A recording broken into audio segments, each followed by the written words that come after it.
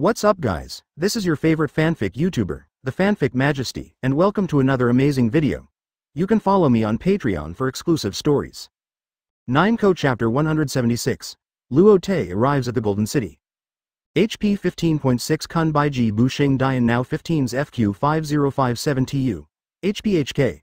5 Hong Kong dollars, 499 D12 Dai Intel Core i5 Chu Li Chi Windows. Cuttings shook his head upon hearing this. Put away your wild ways, you act like pirates, you have no brains. Big Mom and Kaido looked at each other. Big Mom. I was implied.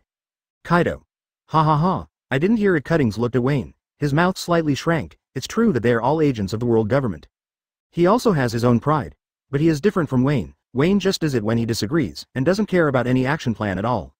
And he likes to make all kinds of plans before taking action, foresee all the consequences, and never fight a battle without any preparation. He and Wayne are simply two extremes. Although the two are no longer in the same team, they both have only one sentence in their hearts for each other. I don't know how this idiot got to this position. Cuttings never underestimates any opponent, which makes his mission completion rate almost 100%. This is also the reason why the world government made him the captain this time. Looking at the four people, Cuttings said, "Let's talk about the strength of the entire Luo Te pirates." Luo Te didn't know what happened in Wanguo. Now he and Hancock and the girls were going to Golden City accompanied by Tesoro. I heard that Golden City is the world's #1 entertainment city. I'm looking forward to it. Ling Er stood on the bow of the Skybreaker, holding Nami's arm with both hands, and the whole person seemed a little excited. After Luo Te agreed to Golden City joining Taoyuan, he did not propose to move Golden City to Taoyuan. He also did not intend to announce the fact that Tesoro joined Taoyuan. If the world government knew that Golden City had joined Taoyuan, then Golden City's popularity and influence in the world would be greatly reduced. This would also lead to a significant decline in Golden City's ability to attract money. Because the greatest value of Golden City itself is that it can provide Taoyuan with a lot of money. As a city with mixed fish and dragons in New World, some confidential information can also be obtained from it. It can be said that as long as Golden City is a no man's land, it can play the greatest role. Moreover, it enjoys a high status in the minds of many celestial dragons, and celestial dragons are also the main source of income. Yes, it is the world's #1 entertainment city. Nami also looked forward to it. It is a well-known good place. Not only because it is the world's #1 entertainment city, but also the world's #1 gambling metropolis. As a little money grubber, in order to collect 100 million Baileys to buy the Cocoa West village, she learned to gamble at a very young age. This profitable way of making money is also an important source of income for her. Linger drooled on the side. Tesoro, are there many delicacies in your Golden City? As a chef and foodie, the first thing she does when she goes to any place is to pay attention to the food culture of that place. Tesoro laughed. The Golden City has chefs from all over the sea, and Miss Linger will definitely be satisfied. That's good, that's good. Linger just wiped the saliva from the corner of her mouth, but it flowed down again. Luo Te rubbed her head lovingly. You are such a foodie. When in Taoyuan, Tezulo introduced the Golden City to everyone in detail. Knowing that the Golden City was a large ship built by the people of Nova, Robin lost interest. But she was still very happy to be with Luo Te and her sisters. Following the guidance of the lifecard in Tezulo's hand, the Skybreaker soon arrived at the waters of the Golden City. Wow! That is the Golden City, right? Linger pointed excitedly at the huge shadow that appeared at the bow where the sea and the sky met. Tesoro nodded. That's the Golden City Grantesoro. It's so big. Although it was far away, it was still possible to guess that the ship was huge. Vivi was a little surprised. She had never seen such a big ship. Tesoro, you go first, we will come later. Luo Te waved to Tesoro and the other two and said. Tesoro nodded. He knew that if someone saw him on the Skybreaker, he would be exposed. Then all the plans he and Luo Te made would be ruined. Then I will come to you after you get on the ship. Luo Te patted his shoulder and said, It's okay, just treat us as ordinary guests. You can do whatever you need to do. I will contact you if there is anything. Hearing this, Tesoro said hello to everyone, and then jumped onto the golden boat at the stern of the Skybreaker with Mr. Tanaka and Bakara. Heading towards the Golden City. Is this so big? Vivi looked up and was amazed at the huge ship that could almost be described as covering the sky and the sun. Linger and others were also quite shocked. Even Robin, who was always calm, was full of disbelief at this time. A super huge golden warship appeared in front of everyone. It stood on the sea like a floating golden castle. It shone with purple and golden light, and the hull was covered with thick pure gold armor. Each gold plate was carefully carved to present a gorgeous and complex pattern. All the gaps were inlaid with yellow light strips, and the golden spotlights on them swayed, dyeing the surrounding ocean golden. There were several masts on both sides of the warship, towering into the sky, with huge black and gold flags flying on them. There was a huge arch in front, and neon lights flashed above the arch. The words, Grants ORO, shone with colorful light. Every place showed the ultimate luxury. It is no wonder that the Golden City can become the world's #1 entertainment city and be recognized by everyone. Luo Te's neck was almost broken at this time, and he couldn't help but burst out, FK. Looking at the huge ship in front of him, he sighed in his heart. In the past life, those aircraft carriers and even cruise ships were queued in front of it, not worth mentioning. He felt that even Moria's thriller bark was not as good as this Golden City. Passing through the huge and long waterway, the Skybreaker arrived at the water stage of the Golden City. It is better to say that it is a giant water stadium than a stage. The circle around it is full of audience seats, which are now full of audiences, estimated to be more than 80,000. In the center is a huge stage, and a beautiful girl with purple hair is singing on it. At the same time, above the sea, several huge golden performance stages stand in the water. On each stage, several dancers are dancing in revealing costumes. Spotlights shine together, and the whole theater also presents a golden light. Is this the ability of the gold fruit? Robin stretched out his hand, and gold powder fell down. It's really magical. Nami's eyes turned into Bailey symbols, so much gold. At this time, the purple beautiful girl singer shouted, "Oh, we are welcoming the best actor at this moment." The audience looked at the Skybreaker. That's the Skybreaker. The God Slayer Luo Te is here. Chapter 177, First Fight. HP 15.6 Kun Bai Ji Bu Xing Dian Now 15's FQ 5057 TU. HPHK, 5 Hong Kong dollars, 499 D12 Die Intel Core i5 Chu Li Chi Windows. Seeing the appearance of the Skybreaker, the audience was not afraid at all, but looked at the young figure on the bow with interest. Yes, there are two happy events in the Golden City today, said the purple-haired beautiful girl. As soon as these words came out, thunderous shouts rang out in the audience. The purple-haired beautiful girl picked up the microphone and turned around in place, pointing at the Skybreaker. The first thing is that the God Butcher Luo Te will participate in the next performance. Oh, Luo Te, God Butcher Luo Te. The audience burst into huge shouts again, shouting Luo Te's name. Treat Luo Te, the strongest man in the world, as if he were a big star. Then the purple-haired beautiful girl said again, another thing is that our big star Mr. Guild Tesoro will bring you one of his famous songs next. Oh, Tesoro. This time, the audience burst into even more passionate shouts than before. Robin chuckled. It seems that someone's fame is not as high as that of Tesoro. Luo Te shook her head. Do you think I am the kind of person who cares about fame?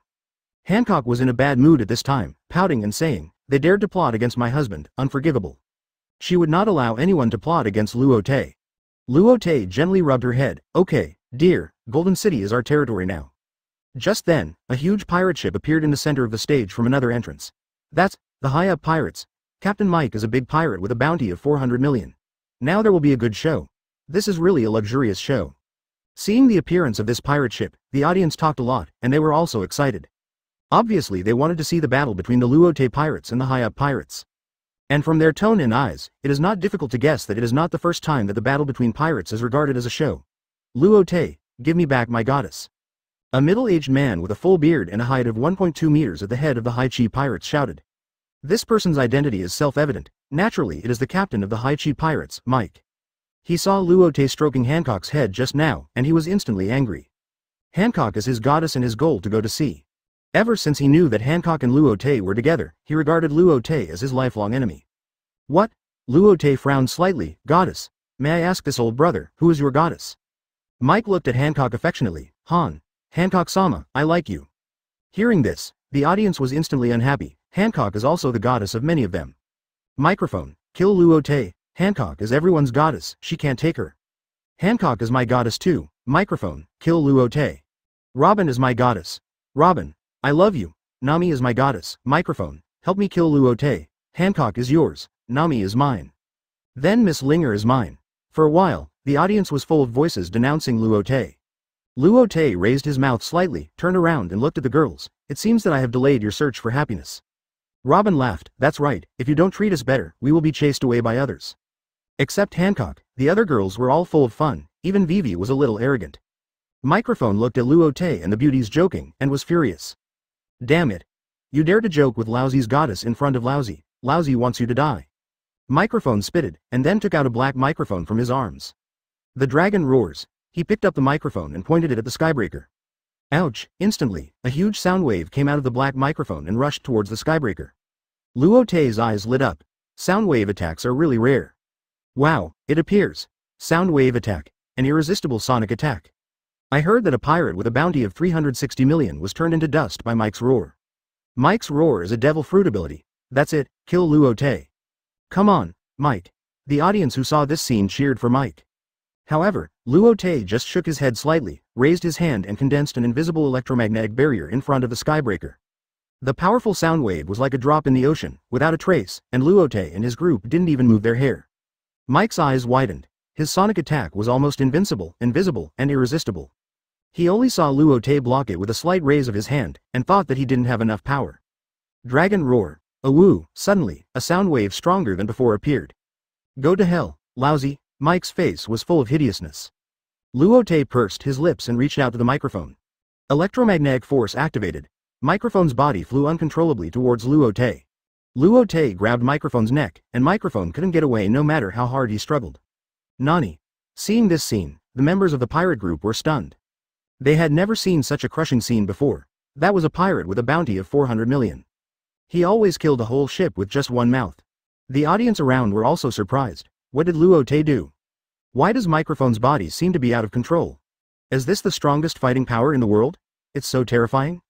Koa. What a terrible pirate. Microphone twisted his body with a ferocious face. What kind of magic did you use? Put it down for me. He was a little embarrassed to appear in such an embarrassing state in front of his goddess. Luo Te didn't care about his face at all, and the strength in his hands gradually increased. Mike's face gradually turned red. Lord. Luo Te, please let go. I won't fight with you for Hancock. Ahem. I can also give you my 23 wives. Hancock slowly walked forward, pointed at the microphone, and gradually leaned back. The tone sounded very contemptuously. Ticks like you, sink to the bottom of the sea quickly. In an instant, the whole person of Mike turned into a stone statue. It appeared. Lord Hancock's ability, so cute. I like Lord Hancock like this. Lord Hancock, I love you. Luo Te squeezed hard, and the stone statue of Mike turned into powder and fell into the sea.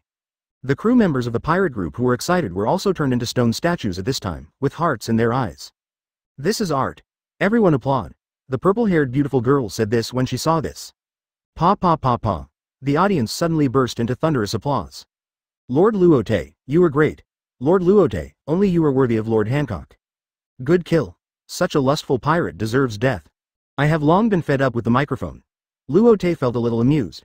These people were just supporting the microphone, but now they changed their faces in an instant. They are really a group of fence-sitters. At this time, Nami spoke up. I know that person. Chapter 178. Golden City. HP Slim Desktop S01PF 3003 HK Dian Now Dao Zhuang HPHK. 5,299 Hong Kong dollars D13 Dai Intel Core i5 Chu Li Chi Wind. Since Luo Te's performance was over, Luo Te controlled the skybreaker and slowly headed towards the port. Nami, you said you know that singer? Vivi looked at Nami curiously. Nami nodded. If I'm not mistaken, that singer should be Karina. Karina? Linger and others were a little confused. They had never heard of this name. Nami explained. Karina and I used to be partners. Partner? Nami fell into memories. Yes, at that time I was worried about getting 100 million Baileys every day. And the fastest way to make money in this world is to steal the ill-gotten gains of those pirates. Vivi and others knew Nami's life experience, so they did not show any discomfort about it. Nami continued, during one of the operations, I met Karina who was also stealing pirate money. Maybe we were destined to be together, so we became partners in stealing money. In the days that followed, we worked together to steal money from pirate groups or bounty hunters. During that time, we supported each other and our money-saving efficiency improved a lot. At that time, I was called Little Thief, and Karina was called Little Fox. As she spoke, Nami smiled, and it seemed that that period was really a happy time. As our success rate increased, we became more and more unbridled. Until one time, we were caught while stealing a treasure hunter's treasure. She abandoned me and ran away alone. Hearing this, Linger was furious. Nani. What a heartless partner, he can do such a thing. Robin said calmly. This is human nature. At the critical moment, people will only think about their own interests. But Nami shook her head. Well, I thought so at the beginning. At the beginning? Robin raised his eyebrows. It seems that there is something hidden in this. Nami's voice sounded again. At that time, I also blamed her for abandoning me, and even looked for her everywhere, wanting to ask for an explanation. But Karina seemed to have disappeared from the face of the earth. I didn't look for her anymore, but continued to devote myself to stealing money. Speaking of this, Nami turned around and looked at the purple-haired girl on the stage, without any complaints in her eyes. Seeing Nami's eyes, Vivi asked, have you let it go now? Nami smiled and replied, no. Later I realized that she didn't abandon me, but she was the bait to give me a chance to escape. I felt guilty for a while because of this. Ah, is that so? Linger covered her mouth in surprise. Nami nodded, yes, but now that I see she is safe, I don't have to blame myself anymore. Hancock said at this time, this Karina should be the singer of the Golden City. Now the Golden City is our Taoyuan territory. You can go find her later. Luo Te also nodded and said, or I will ask Tesoro to call her over later. Nami glared at Luo Te. You didn't have any evil thoughts because Karina is beautiful, did you? As soon as this sentence came out, Luo Te felt like there were thousands of knives stabbing his back. He turned around and saw that the women were looking at him unkindly, so he quickly raised his hands to surrender. The voice was a little trembling. I didn't mean that. I just think it's better to talk about some things face to face, so that neither of us will be kept in the dark. At the same time, he was shouting in his heart, God, I really didn't mean that. I'm really not the kind of person who is attracted by beautiful women. Nami pouted. I have to find a time to talk to Karina alone. Just as they were talking, the skybreaker had arrived at the port. Is the port so luxurious? Look, the ground is covered with red carpets, and the statues next to the arches are all made of gold. Ling got off the boat like a hermit entering the city, and his exclamations almost never stopped. Just then, a beautiful waitress in kimono drove an ultimate luxury extended version of turtle rolls and stopped in front of everyone. The waitress slowly got down from the car. Hello, Lord Luo Te. I came here specially to greet you. Robin was a little surprised. Is this arranged by Tesoro? If she was right, Tesoro had just arrived in Golden City not long ago and had to attend a performance, so he should not have time to arrange these. The waitress nodded and replied, yes, you have always been on the VIP list of Golden City.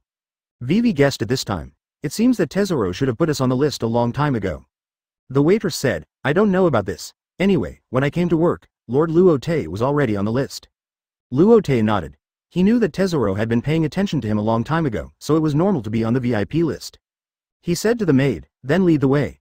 Nami's eyes were filled with Bailey symbols. Take us to the casino. The waitress smiled and responded, okay, please get in the car. Wow, so soft. Linger got on the turtle and his feet sank into it. Is this powered by turtles? Robin asked after getting on the car. Yes, this car is equipped with 16 muscular turtles, forming a V16 engine, the waitress explained. As the car started, everyone walked through the archway and came to the street. Wow, what a luxurious city, more exquisite and luxurious than our Taoyuan. Linger was shocked by the ultimate luxurious city in front of him. Looking around, almost all the buildings were built of gold, shining with golden light. There were all kinds of shops, almost all inlaid with gold. Wow, a shopping mall. Let's go to the shopping mall to buy clothes later. The power of the V16 was indeed strong, and the turtle stopped under a very tall building in a short while. Wow, so tall. Ling looked up at the tower made entirely of gold. This is the Golden City's most proud, the world's only 8-star hotel, the Golden King Hotel. The waitress' tone was full of pride. Let's go to the casino first, let's go to the casino first. Nami could no longer control the gambling factor in her body. The waitress smiled slightly, she had seen this expression many times. Almost every pirate who heard about the casino was so excited. Please follow me, I'll take you to the VIP casino. VIP casino? Nami had a starry face, but then shook her head. Just take us to the ordinary one. It's not that she didn't want to go to the VIP casino, but the ordinary casino has more ways to play and there will be no pressure. Is this an ordinary casino? Nami was a little shocked. What came into view was a magnificent hall. A huge crystal chandelier hung from the ceiling, emitting a soft and bright light. The floor was covered with soft red carpet, and stepping on it was like walking on the clouds. All kinds of gambling facilities are available. The huge roulette wheel slowly rotates under the lights, and the crowd around it is all waiting for the result with anticipation. Beside the poker table, gamblers sit in a circle, nervously staring at the cards in their hands. The electronic gambling machines flash various attractive patterns and sounds, attracting people to try their hand. At this time, a commotion nearby caught Luo Te's attention. I have won 2 million by betting with this uncle. Yes, is this uncle really blind? Chapter 179, The Blind Gambler. HP 15.6 Kun Bai Ji Bu Xing Dian Now 15 FD 0068 TU. HPHK. 7,999 Hong Kong dollars D13 Dai Intel Core i7 Chu Li Chi Windows 1. Luo Te, let's go, I'll take you to make some money. Nami looked eager to try. Luo Te turned his head and looked at Nami, who was obsessed with Bailey and money. He shook his head helplessly. You guys go, I'll let you know if there's anything. Linger tilted his head. Aren't you going with us? Luo Te smiled. Me? I have an acquaintance to say hello to. Acquaintance? Hancock raised his eyebrows. Who, male or female? Although Robin looked at Luo Te with a smile on his face, the meaning in his eyes was self-evident. Linger and Nami also looked at Luo Te with scrutiny. In just a moment, Luo Te's vest was soaked. Looking at the women like this, he knew very well. If he said something wrong, he would probably be cut to pieces by these knife-like eyes. He quickly raised his hands. It's a man, and he's blind. His tone was full of desire to survive. He pointed to the purple figure gambling at the gambling table. The women looked in the direction of Luo Te's finger and found that it was indeed a man's back. Nami stretched out her hand and held Luo Te's arm, smiling. Hey, Luo Te, we don't doubt you, look at you, why are you so nervous? Luo Te was secretly shocked. This woman really changes her face very quickly. The weather in this new world may not change her face as fast as her frequency. At the same time, the expressions of Linger and the other women also eased. Haha, it seems that Luo Te doesn't intend to be sisters with us. Robin laughed and put away his gestures. Luo Te suddenly realized at this time. No wonder he felt cold in his lower body just now. It turned out that Robin was playing tricks. My god, this group of women, each one is not a good person. If he doesn't behave well, he might be castrated by them one day. He didn't expect that even Vivi was like this. I guess all women have this kind of personality. Haha, with you guys, I feel like I'm the happiest man in the world. How dare I have any female acquaintances? Luo Te smiled awkwardly, and his tone was a little awkward. Nami pecked Luo Te's face. That's good to know. Let's go shopping first. Then she took Linger's arm. Let's go gambling. Linger first stared at Luo Te, then looked at Nami awkwardly, and responded. Nami, I don't know how to gamble. It's okay, I know how to gamble. I'm an expert, I'll teach you, leave everything to me. Nami patted her chest, and her two breasts trembled under the power, which made Luo Te stare straight. Linger turned his head and said to Luo Te, let's go shopping. Hancock went forward and hugged Luo Te. Then my husband, I will go shopping first. Luo Te nodded. Go ahead, the whole Golden City is under my super heart network, I know everything. Hancock nodded, then took Vivi and Robin by the hand and walked towards the shopping street. Luo Te breathed heavily until the women left.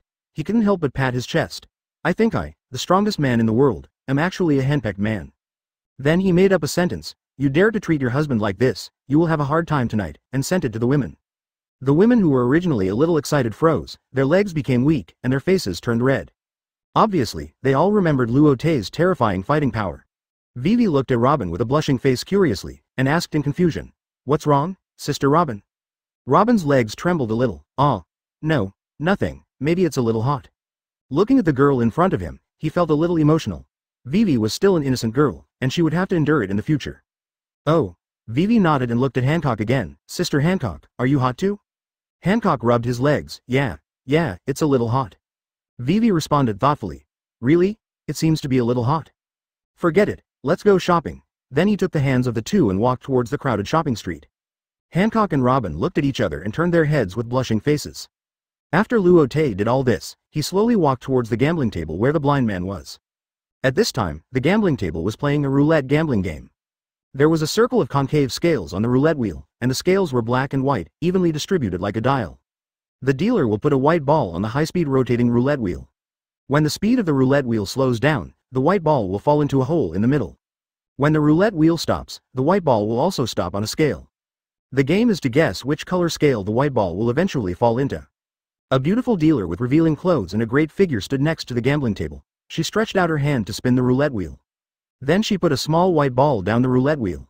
Please place your bet. The female dealer's voice sounded very sweet, but there was a little panic in it. Hearing this, everyone at the gambling table turned their eyes to a blind man. The blind man had short black hair and a circle of beard around his mouth. He closed his eyes tightly, and there was an X-shaped scar on the left side of his forehead, which extended to both eyes. The blind man's ears moved slightly. Everyone kept quiet when they saw this scene, and did not dare to disturb him. Then his eyelids slightly opened, revealing his eyes with only white eyes. Slowly speaking, it's decided, gulp, gulp. Everyone swallowed nervously, waiting for the blind man's decision. The blind man pushed all the chips in his hand to the black area on the gambling table. I'll bet on black. Hearing the blind man's words, the gamblers on the gambling table put their chips in the black area. Did you hear that? Black, I bet on black, me too? I'm going to bet on black, ding, bet is over, buy it and leave it. As the beautiful dealer clapped the bell, the speed of the roulette wheel gradually slowed down. All the gamblers stretched their necks to pay attention to the small white ball. The roulette wheel finally stopped, and the small white ball fell into the hole and rolled out. It stopped in the black area. Seeing this result, everyone cheered directly. Oh, right, oh, black? I made a killing. It's really black, 10 consecutive wins, so awesome. You are my god. The blind man scratched his head a little embarrassedly. Nothing, I just happened to be lucky. His tone was very humble. Many people walked up to the blind man. 10 consecutive wins, thank you so much, thanks to my wife Ben, I won again thanks to you. These chips are for you, just as a thank you, this is mine, Please take care of me next time. Me too. Me too. For a while, many people gave some of their chips to the blind man. The blind man did not take the chips, but said, I didn't do anything, you don't have to do this. No, no, no, if it weren't for you, I wouldn't have won so much money. Yes, if it weren't for you, I might have lost my wife now. Luo Te watched from the side, secretly guessing that this should be the ability of the vision to foresee the future, but he didn't know how he saw the color. Mr. Yishao, I have heard of your name for a long time. Chapter 180. A Smile High and Guangchong Jia Sheng Ju Dian Rakuten Travel HK. 332 Hong Kong dollars Rakuten Travel. Ri Ben Xing Ne Ling Xian Wang Sheng Lu Xing Shi. Luo Te sensed the aura of the blind man and was somewhat surprised. Judging from the aura alone, the blind man was a little stronger than Akainu. No wonder in the original book, even if he was blind, he could still be an admiral. If his eyes were restored, I dare not imagine how powerful he would be. At the same time, Yishao was one of the marine admirals he admired most in his previous life. Remember that because the world government legalized Shichibukai, the people of Dressrosa lived in dire straits under the leadership of Doflamingo. For this, he also apologized to the citizens of Dressrosa on behalf of the marine. Because this kneeling made their marine lose face, he also had a big quarrel with Akainu, who was the marine marshal at the time. When the gamblers heard this voice, they saw that there was a young man standing next to Yishao at this time. They saw Luo Te's face clearly and were all shocked. Ah, Luo Te, God Killer Luo Te, is Lord Luo Te also here to gamble? Let's run away. This is the Four Emperors Luo Te who kills without blinking an eye. Why are you leaving? This is the Golden City. Anyone who comes here must abide by the rules above, even if he is the God Killer Luo Te. One of the gamblers said so. He was quite familiar with the Golden City. He remembered that whenever he came here, he encountered troublemakers. But they were all easily taken down by the guards of the Golden City. So the entire Golden City is also known as the city with the best public security. So even when facing Luo Te, the most powerful man in the pirate world, he was not panicked at all. Come on, beauty, let's continue. He sat down again very carelessly. His face was full of excitement. Obviously, after these few rounds of betting with Yishao, he won a lot, which made him forget himself. Seeing this man's fearless appearance, everyone also sat back at the gambling table. They didn't take Luo Te seriously. However, Yishao turned around slowly, his eyelids slightly parted, revealing the white of his eyes. He said, Luo Te, I have wanted to see you for a long time. Nani? All the gamblers were shocked when they heard this. Could it be that this blind man and the pirate Luo Te had some kind of friendship? They didn't want to let go of Yishao, this cash cow. Hey, uncle, don't worry about Luo Te, let's continue. Yes. Let's continue. Yes, continue. You just won 10 games in a row, don't you want to make money? Yishao stood up, scratched his head and said, I have made enough money today. Let's end the gambling today, sorry, everyone. Hearing this, the beautiful dealer standing next to him finally breathed a sigh of relief. If this blind man is still gambling here, then they will lose a lot of money in Golden City. Although Golden City has strong economic strength, a little bit of money will add up. If every gambling table loses money like this, then even they will not be able to afford it. She looked at Luo Te with some gratitude. If it weren't for Luo Te, the blind man might have continued gambling. However, the gamblers who heard this were not grateful. Blind man, guess quickly, keep gambling. Otherwise, you'll have a hard time. Right. Sit down quickly, blind man, if you continue to gamble for 10 more rounds, we'll let you go. At this time, the gamblers were overwhelmed by the feeling of winning money, and they didn't care about the extraordinary momentum of the blind man in front of them. Maybe because of their large numbers, they are now fearless. Yishao laughed, Mr. Luo Te, please let me solve the troubles in front of me first, and then talk to you. After that, his aura rose to the sky, and the clothes of the people around him rustled. The gamblers felt that they were facing a flood beast at this time, and their bodies were shaking wildly. The beautiful dealer saw such a tense scene and quickly pressed a button on the table. Yishao directly pushed a section of the blade with his thumb, and suddenly a cold light appeared. Then the gamblers felt as if they were weighed down by 1,000 pounds, and they were pressed to the ground one after another. And at this time, a team of guards came out from behind. What's going on? The captain of the guard team asked. Seeing that all the gamblers were lying on the ground, and they could feel the powerful aura of Yishao. It goes without saying that all this was caused by the blind man in front of them. The reason why the Golden City is called the safest city is that their guards patrol frequently, have powerful means, and suppress rebellions in time. Just when they were about to take action, they looked up and saw Luo Te standing next to Yishao. The captain couldn't help but exclaimed, Luo, Lord Luo Te. They had just received instructions that Luo Te's status in the Golden City was the same as Lord Tesoros. This meant that Luo Te was also one of the masters of the Golden City. They were extremely happy about this because Luo Te was the strongest man in the world. Being the master of the Golden City was only beneficial to them without any harm. Luo Te naturally sensed the guard's thoughts. I think it was Tesoro who just came back and said that. The guards were slightly relieved when they saw Luo Te here. Because they knew that Luo Te, as one of the masters of the Golden City, would definitely not allow fighting to exist there. Then they would have no use for their weapons. The guards nodded to Luo Te and took the beautiful croupier back. At this time, the beautiful dealer was shocked. What was going on? Wasn't it a gathering to cause trouble? These guards had handled it well before. Why did they retreat this time? Were they afraid of this young man named Luo Te? But she didn't plan to think too much. Anyway, her life was safe now.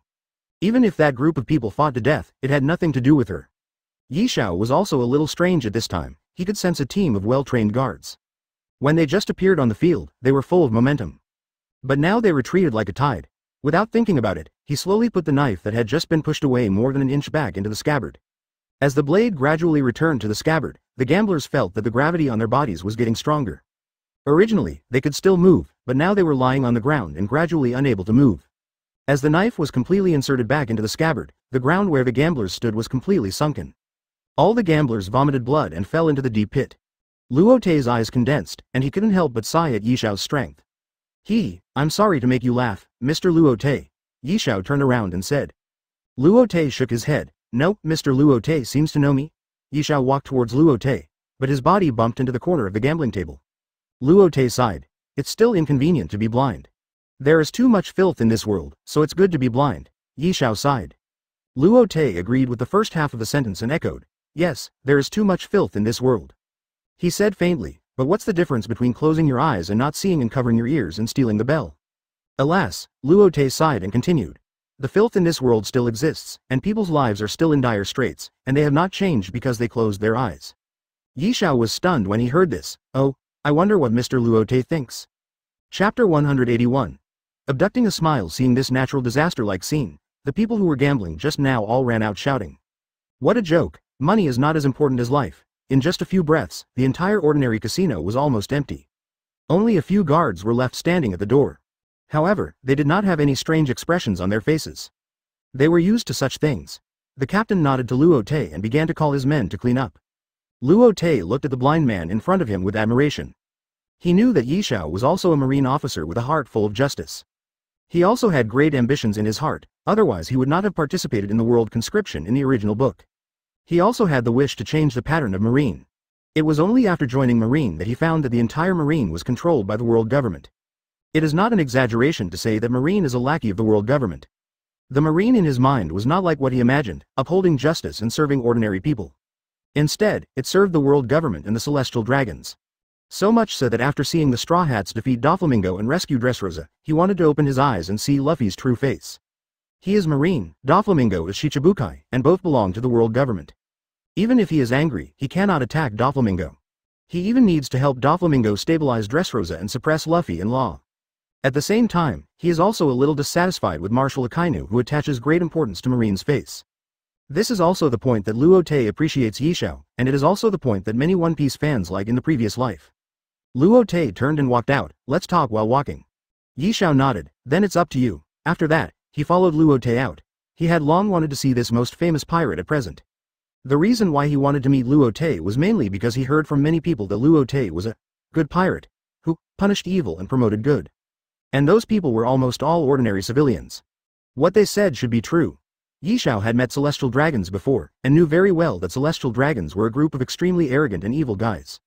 So he wanted to see what kind of person this powerful pirate who dared to attack celestial dragons was. And now Luo Te was in front of him. Yi Xiao had a smile on his face at this time. As a blind master, his observation haki had already reached the top.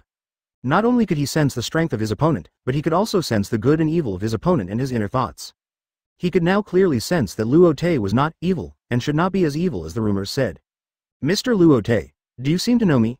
Yi Xiao used his knife as a crutch and explored the road beside Luo Te. Luo Te responded, yes, I will still pay attention to a person who is powerful in punishing evil and promoting good. Yi Xiao replied modestly, haha, Mr. Luo Te, you are too kind. I just do what I can. It's not as noble as you say. In fact, Luo Te didn't know what Yi Xiao did before. However, with his strong strength and sense of justice, it is not difficult to guess that he must have often done good things like helping old ladies cross the road. Yi Xiao's answer was exactly what he guessed. Good people like Mr.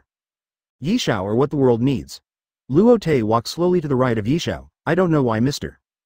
Yi Xiao wants to see me? Yi Xiao laughed, he, I heard that Mr. Luo Te is not as evil as the rumors say, and many civilians praise you as a good person. So I want to see what kind of man who is praised and criticized in this world is like. Luo Te raised his eyebrows, and was a little surprised by Yi Xiao's answer. Oh, is that so? Luo Te looked up at the twinkling stars in the night sky. I wonder if Mr. Yi Xiao has got the answer? Yi Xiao shook his head. Mr. Luo Te seems to be covered with a veil, and I can't see it in a short time. Luo Te had an idea in his mind after hearing this, if he could pull Yi Xiao to his ship. Not only can he strengthen Taoyuan's strength, but he can also learn from each other's strengths and help himself build Taoyuan. Even if he can't do it, he can't let him join Marine. If such a strong force joins Marine, it will inevitably become Taoyuan's future opponent, which will be quite difficult for Taoyuan. Since Yi Xiao justice speaks for the common people and is dedicated to the people, the best way to pull him in is to take Yi Xiao to Taoyuan for a tour. Since he has made up his mind, Luo Te said, since you can't see clearly in a short time, why don't you sail with me for a while, Mr. Yi Xiao? Hearing Luo Te's suggestion, Yi Xiao nodded, then I'm sorry to bother Mr. Luo Te. Luo Te was surprised. He thought it would take a lot of words, but he didn't expect it to be so easy. For a while, he was a little confused about Yi Xiao's thoughts. He possessed the electromagnetic fruit and could sense the inner thoughts of his opponent, but he was not good enough for the real strong. No matter what Yi Xiao was planning, Luo Te was sure that it would not be a bad thing. I have some things to do in Grantesoro before I can return to Taoyuan. I wonder what Mr. Yi Xiao is going to do. Hearing this, Yi Xiao just smiled and responded, it doesn't matter. I am an unemployed vagrant and have plenty of time. After getting Yi Xiao's affirmative answer, Luo Te walked towards the 3 Hancock girls who were shopping. Golden City is indeed a giant ship with a total length of 10 kilometers. Even Luo Te and the others took more than 10 minutes to get to the clothing store where Hancock and the girls were. My husband, you came at the right time. How about my Cheongsam? Seeing Luo Te appear, Hancock quickly ran to Luo Te and turned around. Luo Te looked over and saw that Hancock was wearing a red Cheongsam with a slit to the iliac bone. Several buttons on the chest were open, and half of the breasts could be seen.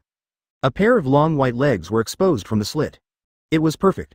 Luo Te was stunned for a moment. She was indeed the most beautiful woman in the pirate world, with a perfect figure and appearance. In addition, she was usually nourished by Luo Te, and she exuded the aura of a mature young woman. Too beautiful, he couldn't help but sigh. At this time, Robin and Vivi also came out of the fitting room.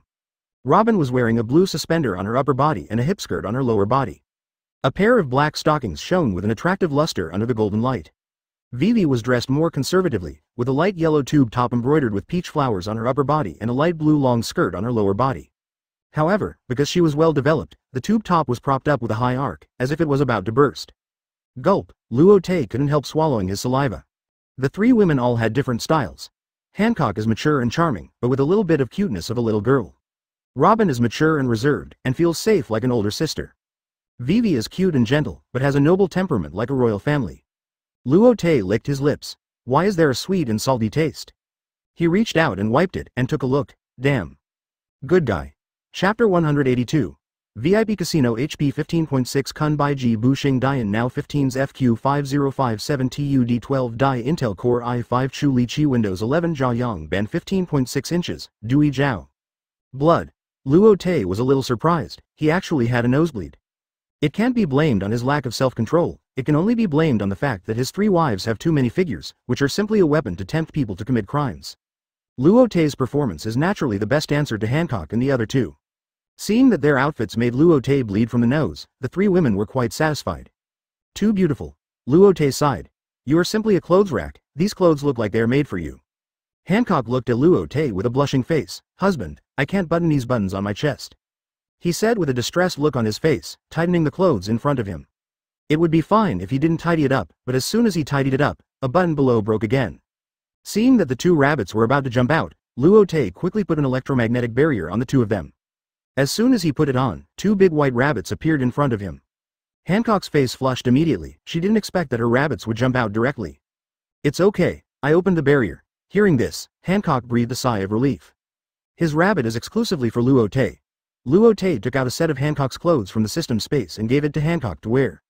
Seeing Hancock changing clothes in front of him, Luo Te almost couldn't help it. Robin and Vivi saw that Luo Te and Hancock's aura suddenly disappeared, and guessed that there must be something wrong with Hancock's clothes. After a while, Hancock and Luo Te reappeared, and Hancock had changed clothes. After paying the bill, the girls walked towards the VIP casino where Nami was with Luo Te. Who is this? Robin asked, looking at Yishao beside Luo Te. Yishao laughed. I am Yishao, a homeless man. Robin's heart Chunin couldn't help rolling her eyes.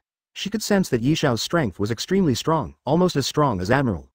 And such a powerful person actually called himself a homeless man. She didn't believe anything he said, and Hancock was so focused on Luo Te that he didn't notice Yishao at all. Hearing Robin's words, she realized that a blind swordsman was walking with Luo Te. However, she did not sense any hostility from Yishao. Luo Te said at this time, "Oh, I just forgot, let me introduce you, this is Yishao, a powerful knight who fights against violence and protects the good." Then he pointed to Hancock. "Yishao, this is Boa Hancock, the Empress of Nine Snake Island." Yishao was stunned. Empress, the former Shichibukai Empress. She is really a well-known figure. Luo Te pointed to Robin again. "This is Nico Robin, a historian." "Haha, Miss Robin, Yishao has heard of your name for a long time." Luo Te then pointed to Vivi. "This is Princess Vivi of Alabasta." Yishao nodded. "Princess of the Sand Country, I am polite." "These are all my wives," Luo Te said with a very proud expression on his face. Yishao did not feel ashamed of Luo Te's words. He could feel that the women really loved Luo Te, and Luo Te also really liked them. In this world, love is like this. As long as you like each other, there will be no ethical issues. That's really happy. His extremely polite style made Hancock and the other girls look at him sideways. Seeing Luo Te bring him with him, they guessed Luo Te's intention. They also supported Luo Te's idea. Soon Luo Te and his party arrived at the VIP casino. At this time, the guards of the Golden City knew that Luo Te had become their top leader, so they led Luo Te and his party into the VIP casino. What came into view was a huge venue covered with a red carpet. Compared to the rather exaggerated golden casino outside, the VIP casino was also inlaid with a lot of gold, but more of the decorations were made of precious wood and jade. The whole casino looked simple and high-end. At this time, a circle of VIP guests were sitting around the casino. Is this the VIP casino? It's really low-key and luxurious. Vivi naturally knew the luxury of this casino very well. Then she pointed to the two peerless beauties who were almost submerged in the chips and exclaimed, "That's Nami and Linger." Robin looked over and laughed. It seems that they won a lot. Luo Te smiled and shook his head. He didn't expect that Nami's talent for gambling was quite amazing in addition to her sailing talent penultimate. "Yishao, don't you plan to gamble?" He knew that Yishao's favorite thing in his life was gambling. Yishao heard the words, and the corners of his mouth rose slightly, and responded, "Guess odd or even? That must not be missed." After that, he slowly walked to the side of the field, sat down, took out a stack of VIP chips, and pressed on the word, "even." At this time, the two giant sumo wrestlers each brought a huge steel dice and slowly placed it on the casino. Bang! Bang! As the two dice fell to the ground, the entire VIP casino couldn't help but shake. "Is this so heavy?" Vivi covered her mouth and looked at such a huge dice, shocked. It must weigh at least 10 tons. Then an even bigger figure appeared on the field. He was wearing a black coat with gray stars printed on it, a black headscarf on his head, and chewing green bubblegum. He had a magnetic handguard with stars printed on it on each hand. Luo Te naturally knew him. He was the dealer of the VIP casino, Deus. Deus stretched out his hand to suck the two huge dice on the handguard, threw it hard, and the dice fell into the giant dice cup. He picked up the giant dice cup and rotated it several times, and then buckled it on the casino. Then he picked up a giant axe and jumped in the air and rotated it. "Are you going to split the dice cup?" Robin was a little confused when he saw this. Vivi was also looking forward to it. "Chop this metal dice cup? Impossible." As Deus' figure gradually approached the dice cup, Vivi and others looked forward to seeing the scene of the axe splitting the dice cup. However, when Deus' figure approached the dice cup, he saw his head hit the dice cup. Bang! With a loud bang, the dice cup cracked. Ah! Vivi was stunned. "The axe is completely meaningless. Are you kidding us?" Robin said in shock. "Such a hard head," Hancock said. "It hurts just looking at it." Unlike what everyone imagined, although Deus' forehead was red, he didn't feel any pain. He only saw his eyes rolled back, his whole body trembling, and his face was full of joy. Luo Te pouted. "MD, really pervert. Is this an M?" Seeing Deus like this, he felt a chill and goosebumps were almost falling all over the floor. As the dice cup broke, the dice inside appeared in front of everyone. Double. Win. Compared to the noise of ordinary casinos, the guests of VIP casinos are much more sophisticated. They behaved quite quietly. Gamblers in ordinary casinos all want to get rich overnight, while guests in VIP casinos obviously use gambling as a means of entertainment. Yishao and Nami both bet on double, so they naturally gained a lot. Nami appeared in front of Luo Te with Linger. "Is Luo Te going to find Tesoro?" Luo Te nodded. "Yes, according to the time, his performance should be over." At this moment, a stunning woman wearing a justice cloak appeared on the sidelines. "Is that Marine?" Chapter 183, Brave Gion. "Marine? Everyone looked over and saw a tall woman wearing a pink inner garment and a cloak of justice. The woman was very beautiful, with a mole at the corner of her mouth. Luo Te recognized her at a glance, and this person was Marine Vice Admiral Gion. However, Robin and others were not panicked at all, because they knew that the Golden City was a neutral area. Here, whether it was Marine or pirates, they could not do anything. Yi Xiao's eyelids moved slightly when he heard this. Marine? Compared to pirates, he still had some good feelings for Marine. Gion seemed to have sensed something and turned his head to look at Luo Te. After seeing that it was Luo Te, he walked slowly towards this side. Ling Er was alert when she saw this, not because she was so afraid of Marine. But this Marine was very beautiful and had a great figure, and now she was walking towards Luo Te. She was afraid that Luo Te could not control himself. Hancock and others had the same idea, and they were also worried that Luo Te had left a romantic debt outside. Hiss, just when I was still thinking about why this Marine commander was walking towards this side. Luo Te felt his waist twisted, and turned around to see Nami looking at him with a smile on her face. What's wrong? This is the Marine Vice Admiral. Our Lord Luo Te's hunting range is really wide enough. Luo Te quickly cried out, no, I'm really wronged. At this time, Gion had already arrived in front of Luo Te and others. She looked around, with a hint of disappointment in her eyes. Then she set her sights on Luo Te again, and said with a slightly teasing tone. Oh, I didn't expect that our Lord Luo Te, the God Slayer, would also have the leisure to bring his wives to the Golden City for a tour? Luo Te's eyes condensed. What does this woman mean? Did she come here just to make fun of herself? Yes, I heard that Golden City is the world's #1 entertainment city, so I brought my wives here for a trip. Then he looked up and down at the Vice Admiral. He had to say that he was really beautiful, and there was no trace of time on his face. I wonder what Vice Admiral is doing here. Gion did not answer this question. They came to Golden City because they heard that there were arms organizations in the Revolutionary Army conducting secret transactions here. And they were ordered to come to investigate and destroy. But she didn't expect to run into Luo Te's group. Hearing this sarcastic remark, Luo Te looked confused. For a moment, he was a little confused about what the Vice Admiral meant by this sentence. Before Luo Te could speak, Gion said again. Why didn't I see the swordsman brother? Luo Te raised his eyebrows. Swordsman brother? Are you talking about Roronoa Zoro? Gion nodded. Seeing this, Hancock and the other women's expressions obviously eased. Since this Marine Vice Admiral was not looking for Luo Te, they were relieved. Luo Te was full of doubts. What happened? So he came to see Zoro? And he just clearly sensed that there was a flash of shyness and disappointment in Gion's eyes. He was shocked. Damn, what's going on? Didn't Zoro and Gion just meet once, and they were rivals? What does Gion's shy face mean? Did she fall in love with Zoro at first sight? Luo Te didn't know what happened between Gion and Zoro during the last battle. But he expected that with Zoro's green algae hair, it wouldn't be a romantic thing. He was thinking about whether to match the two. Although Gion and Zoro are of different ages, and Gion often uses her beauty to attract pirates and criminals to hunt. But for now, Gion is still a perfect virgin. I didn't expect that such a woman who often walks in the bushes but never touches a leaf would be moved by a man. The key is that Zoro is less than 17 years old. This is definitely an old cow eating young grass. The most critical issue at present is the identity and position of the two. One is the Vice Admiral of the Naval Headquarters, and will be promoted to the Admiral candidate later. The other is the Chief Swordsman of the world's strongest pirate group, Luo Te Pirates. He still wanted to confirm it, so he asked, I wonder what this Naval Headquarters Vice Admiral wants to find Zoro. Gion's cheeks blushed slightly. Go back and tell Roronoa Zoro that I like him. Nani. Everyone was stunned when they heard this undisguised confession. Linger and others couldn't help but give a thumbs up to this Naval Headquarters Vice Admiral. It's really admirable to have such a character who dares to love and express. Robin also looked sideways frequently. Even a smile was quite shocking at this time. Luo Te almost spit out. Damn, this woman is really brave. Is she confessing like this? Since his inner guess has been confirmed, he also intends to go with the flow and let Zoro get out of being single. After all, in the original work, although Zoro is surrounded by peach blossoms, he is still single because of his wooden head. Then do you want to go to Taoyuan to meet Zoro? Hearing this, Gion fell into deep thought. She came to Golden City this time just for the mission requirements and didn't know that she would meet Luo Te here. But as a woman who dares to love and hate, she also wants to go directly to Taoyuan to find Zoro after the matter is over. She has seen many pirates and many men, but the only one who can really make her heart beat at first sight may be the young man with green hair in this life. So she is now thinking about whether to give up the mission and follow Luo Te to Taoyuan. She knows very well that she is Marine, but being in a position like Vice Admiral of the Headquarters, she also knows the unknown secrets of Marine. She doesn't have a strong sense of belonging to Marine. If he had to choose between Zoro and Marine, he would definitely choose Zoro. Luo Te saw Gion thinking so hard, and couldn't help but feel happy for Zoro. It seems that Zoro has a chance to get out of being single. I came to Golden City. At this moment, a sound of Den Den Mushi came over. Bulu Bulu, Bulu Bulu, the support nodded to Luo Te apologetically and then walked aside. Gion-chan, honey, we have a clue. Hearing this voice, Gion frowned and looked disgusted.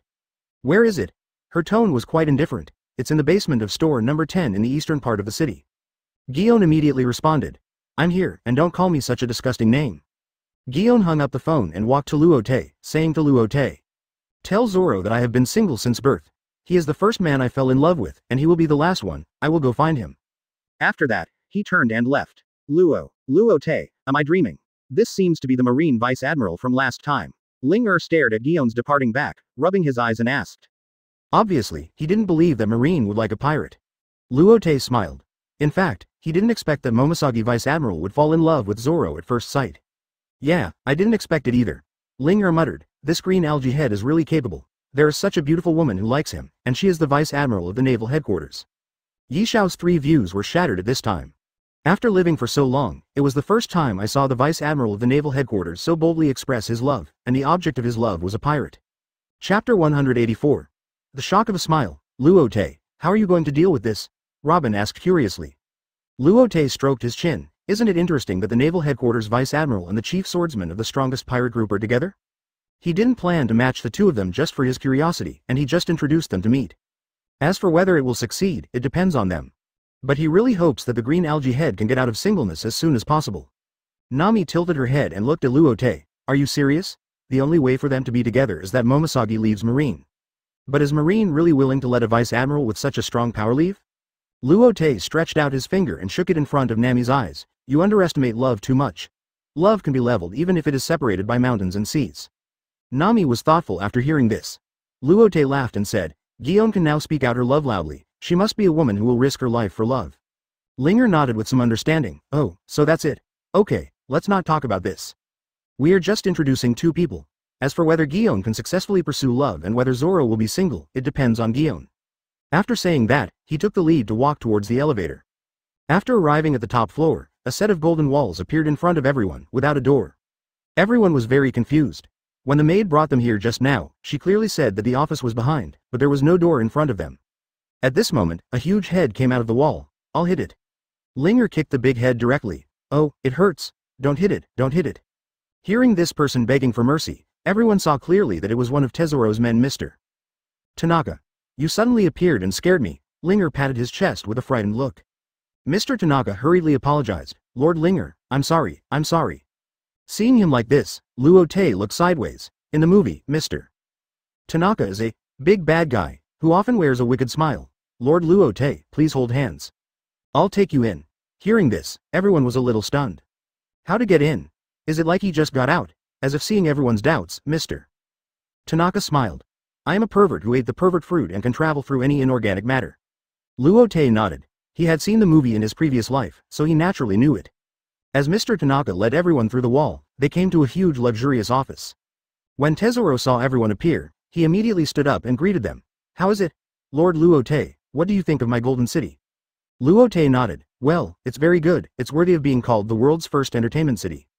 The entertainment methods and various buildings are full of extravagance, it's simply a place where gamblers linger. Teswolo was quite satisfied with this. I wonder if Lord Luo Te had fun?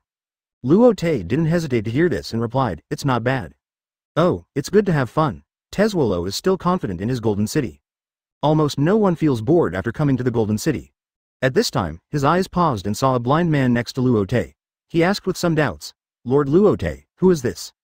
This is Luo Te said this and thought for a while. One of my friends, called Yishao, is a blind man but extremely powerful and a knight. Teswolo was a little surprised when he heard Luo Te's introduction. Since he can be called a friend in Luo Te's eyes, he is not an ordinary person. At the same time, he also sensed the extremely powerful aura hidden in Yishao, which was much stronger than himself. He was Luo Te's companion again, so he had to give corresponding respect. Oh, hello, Mr. Yishao. I am the king of Golden City, Guild Tesoro. Yishao nodded and responded. Hello, I am Yishao, an ordinary person. He didn't have much affection for Tesoro, who put money first, but he didn't hate him either. He was puzzled about the relationship between Tesoro and Luo Te at this time. But from Tesoro's respectful attitude and address to Luo Te, he guessed that Tesoro might be one of Luo Te's men. In this way, the real boss behind the entire Golden City should be Luo Te. For a while, he looked up to Luo Te a lot more. He didn't expect that Luo Te, so young, could actually arrange such a big game. Luo Te didn't know what Yi Xiao was thinking at this time. If he knew, he would definitely defend himself. This Tesoro had just joined Taoyuan recently. How can he talk about his own layout so early?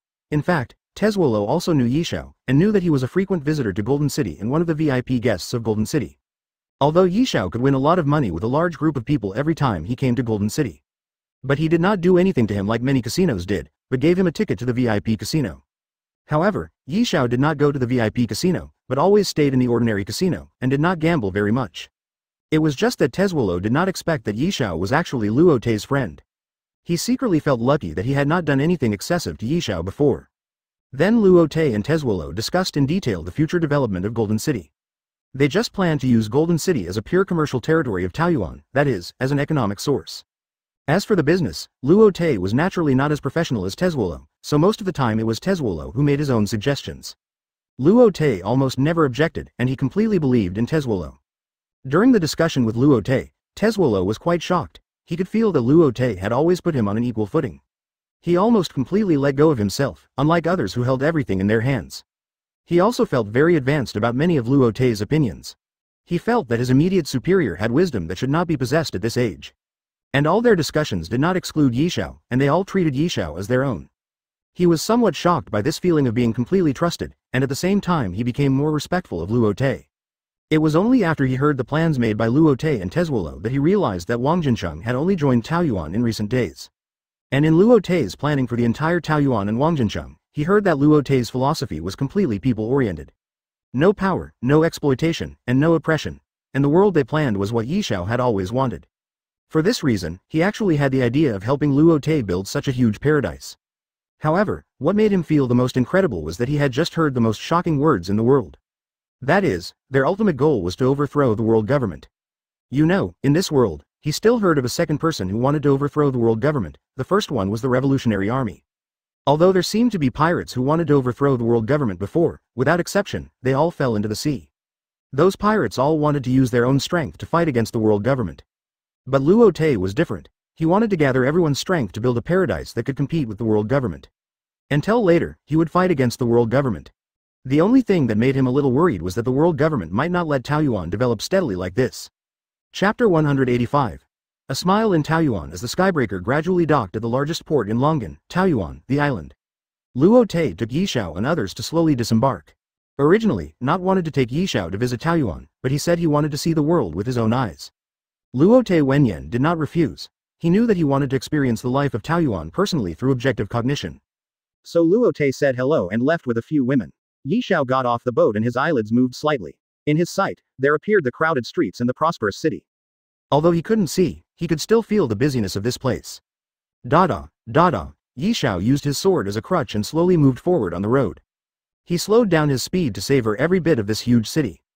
Hello, is there anything I can help you with? A guard appeared in his sight and asked him with concern.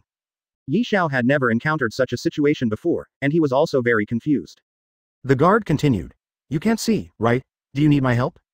Yi Xiao realized that the guard wanted to help him. He remembered his experience of traveling to many countries and islands.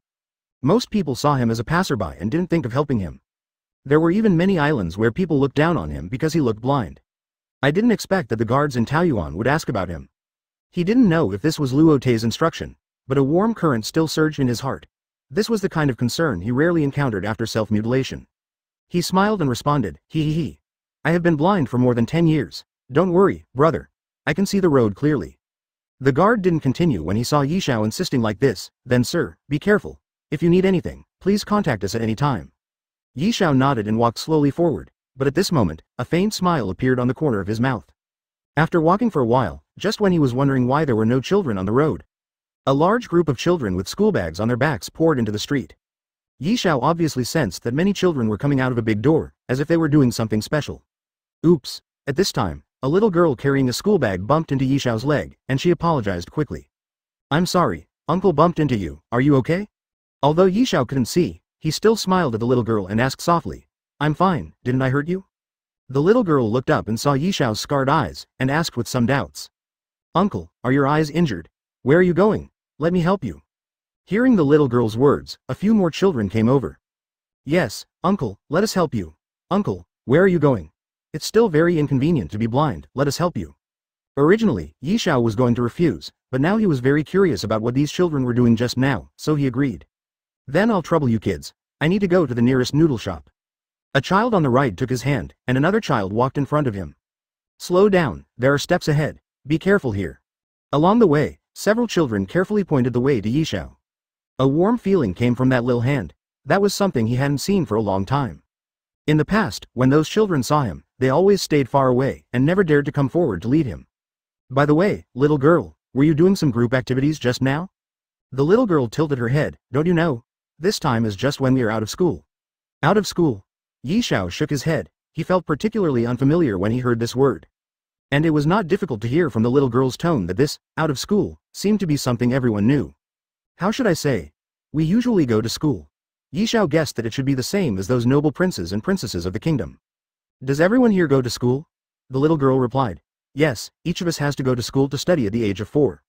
Yi Xiao was shocked. Then what do you learn? A lot. There are historical and literary works from all over the world, paintings, combat skills, etc., and these are all regulations issued by our king Luo Te. Hearing the little girls say this, he was stunned. Luo Te is really planning a big game. If things go on like this, there is no need to worry about Taoyuan not prospering. It is certain that it will surpass the world government. Uncle, this is the noodle shop, be careful of the steps. The little girl came to the door of the noodle shop with a smile. Thank you, kids. Yi Xiao was slowly helped to his seat by them. Uncle, goodbye. Goodbye. Yi Xiao turned his head and looked in the direction where the little girl and the others left. His eyelids moved slightly, revealing the whites of his eyes. For a moment, he wanted to see the appearance of these enthusiastic children. Hello, what would you like to eat? At this time, a middle-aged female voice sounded. Yi Xiao also came back to his senses and turned his head. This is the boss lady, please give me a bowl of ramen. Okay, I'll cook it for you right away. The boss lady responded and went to the back kitchen. Old Wong, hurry up and make a bowl of ramen, and put enough ingredients. Got it, Jinlian. I wonder how my daughter is doing in school.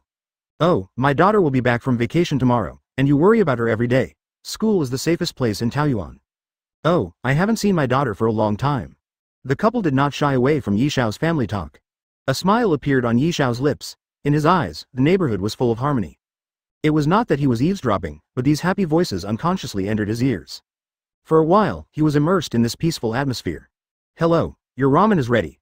At this time, the proprietress brought a large bowl of ramen and placed it on the table in front of Yi Xiao. Yi Xiao came back to his senses and said, "Oh, thank you." Yi Xiao finished eating and walked out of the noodle shop. Old lady, this place is just being repaired. I'll carry you over. A male voice came into Yi Xiao's ears, and with a little sense he saw a guard helping an old lady cross a street under construction. Thank you so much, you always help me, auntie, you're too kind, this is what we should do.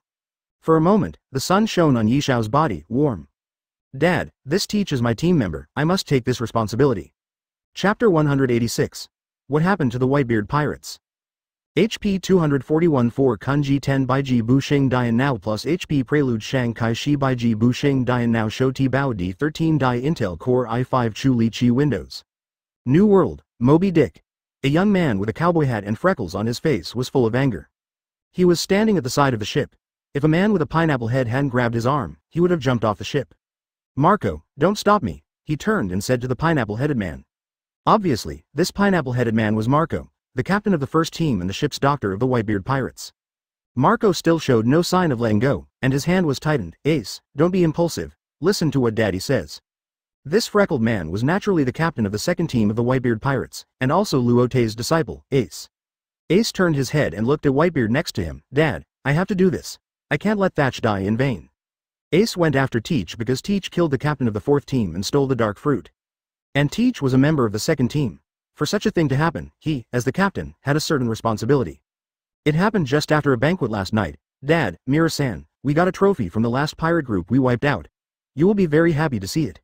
After saying that, Thatch returned to the room a little crookedly and took out the dark fruit to show off to everyone. Because most people on the ship have seen the devil fruit illustrations, they are not particularly unfamiliar with this fruit. Isn't this Logia dark fruit? This is the so-called most vicious Logia devil fruit? Captain Thatch is awesome. Wow, why don't we have such good luck? Seeing the devil fruit in Thatch's hand, everyone was surprised for a while.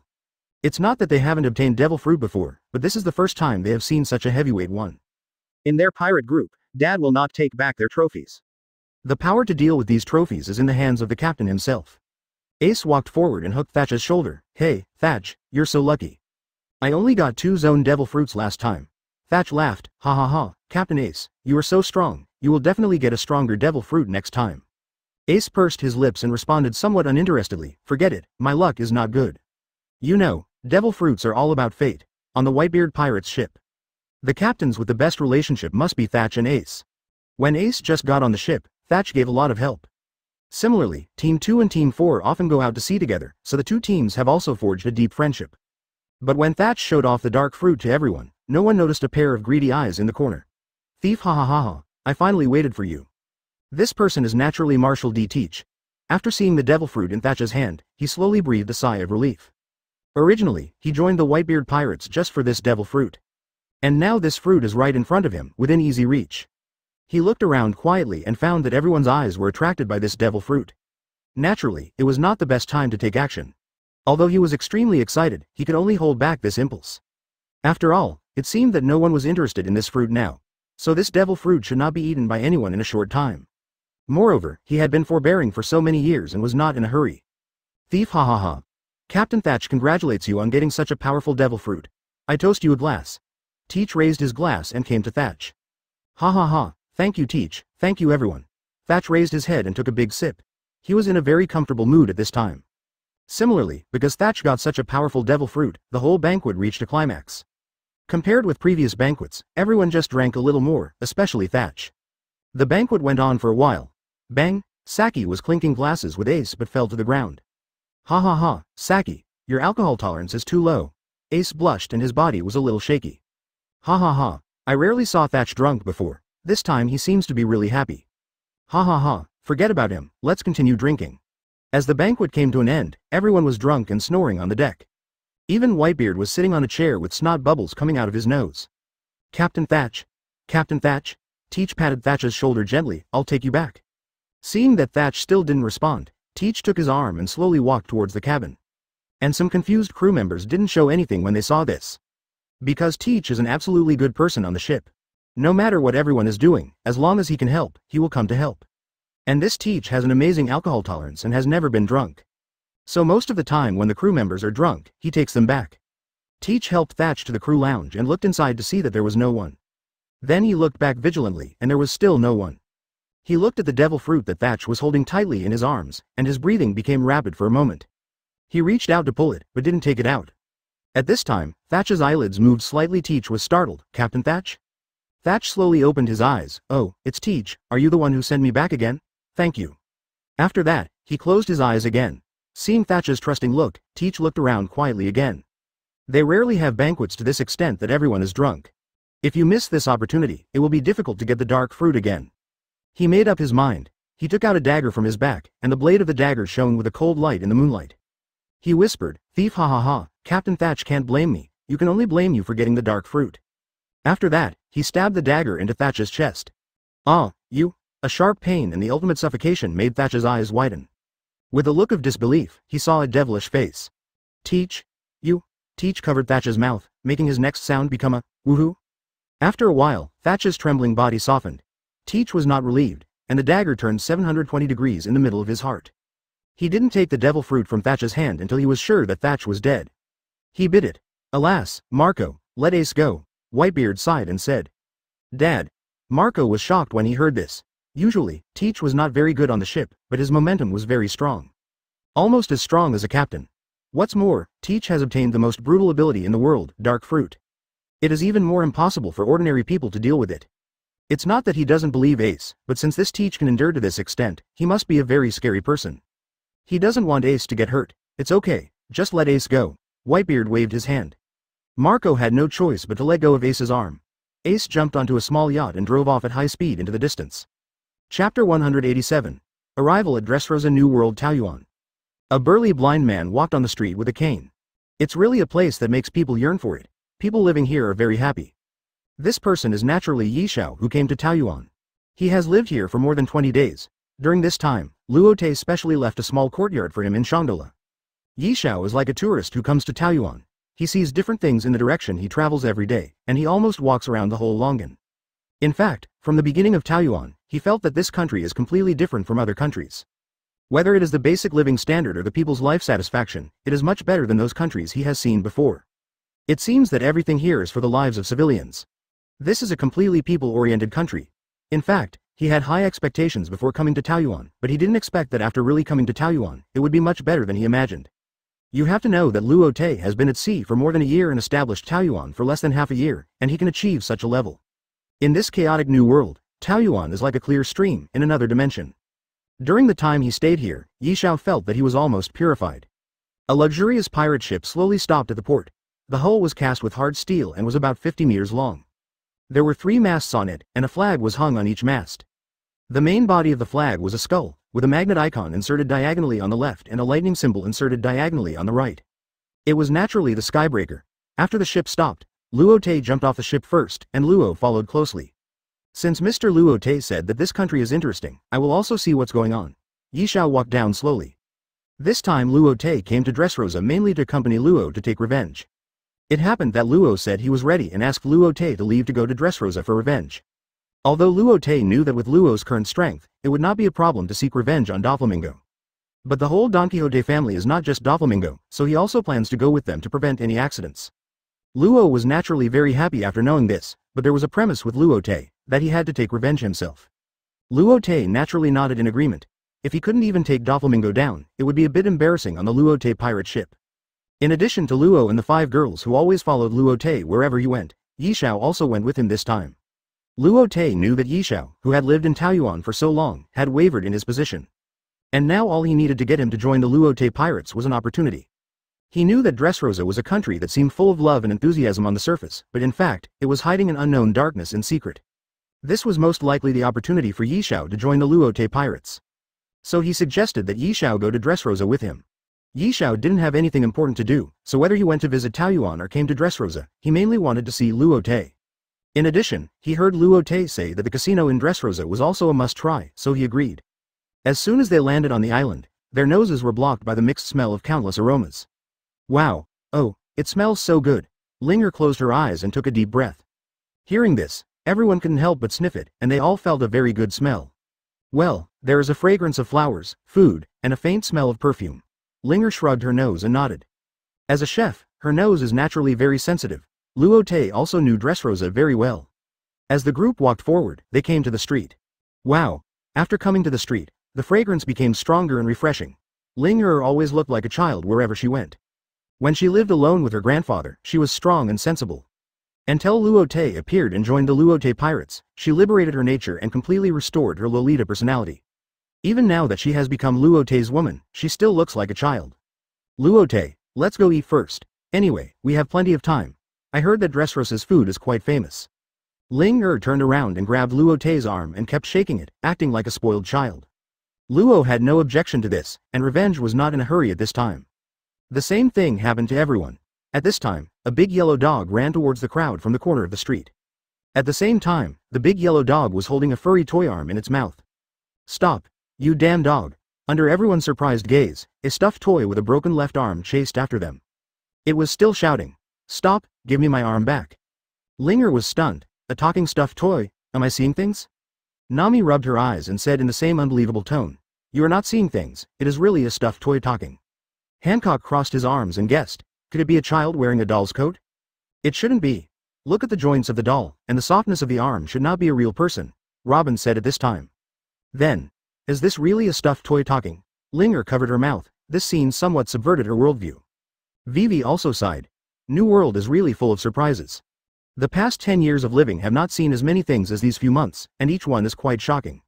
An island in a thunderstorm at all times, a capital city full of women, and a country with 1 blacksmith per capita. Now I can even see a talking stuffed toy. However, Luo was lost in thought while looking at the doll. He remembered that there was a child in the Don Quixote family who was a user of the childlike fruit ability and seemed to be able to turn his opponent into a toy. I don't know if this has anything to do with her. Yi Xiao frowned, because in his perception, the talking doll that Nami and the others were talking about was actually a human being. He was a little confused. When everyone was in doubt, the big yellow dog holding the doll's arm was approaching. The broken-armed doll shouted, "Hey, everyone over there, please help me stop that dog." Everyone came back to their senses after hearing this.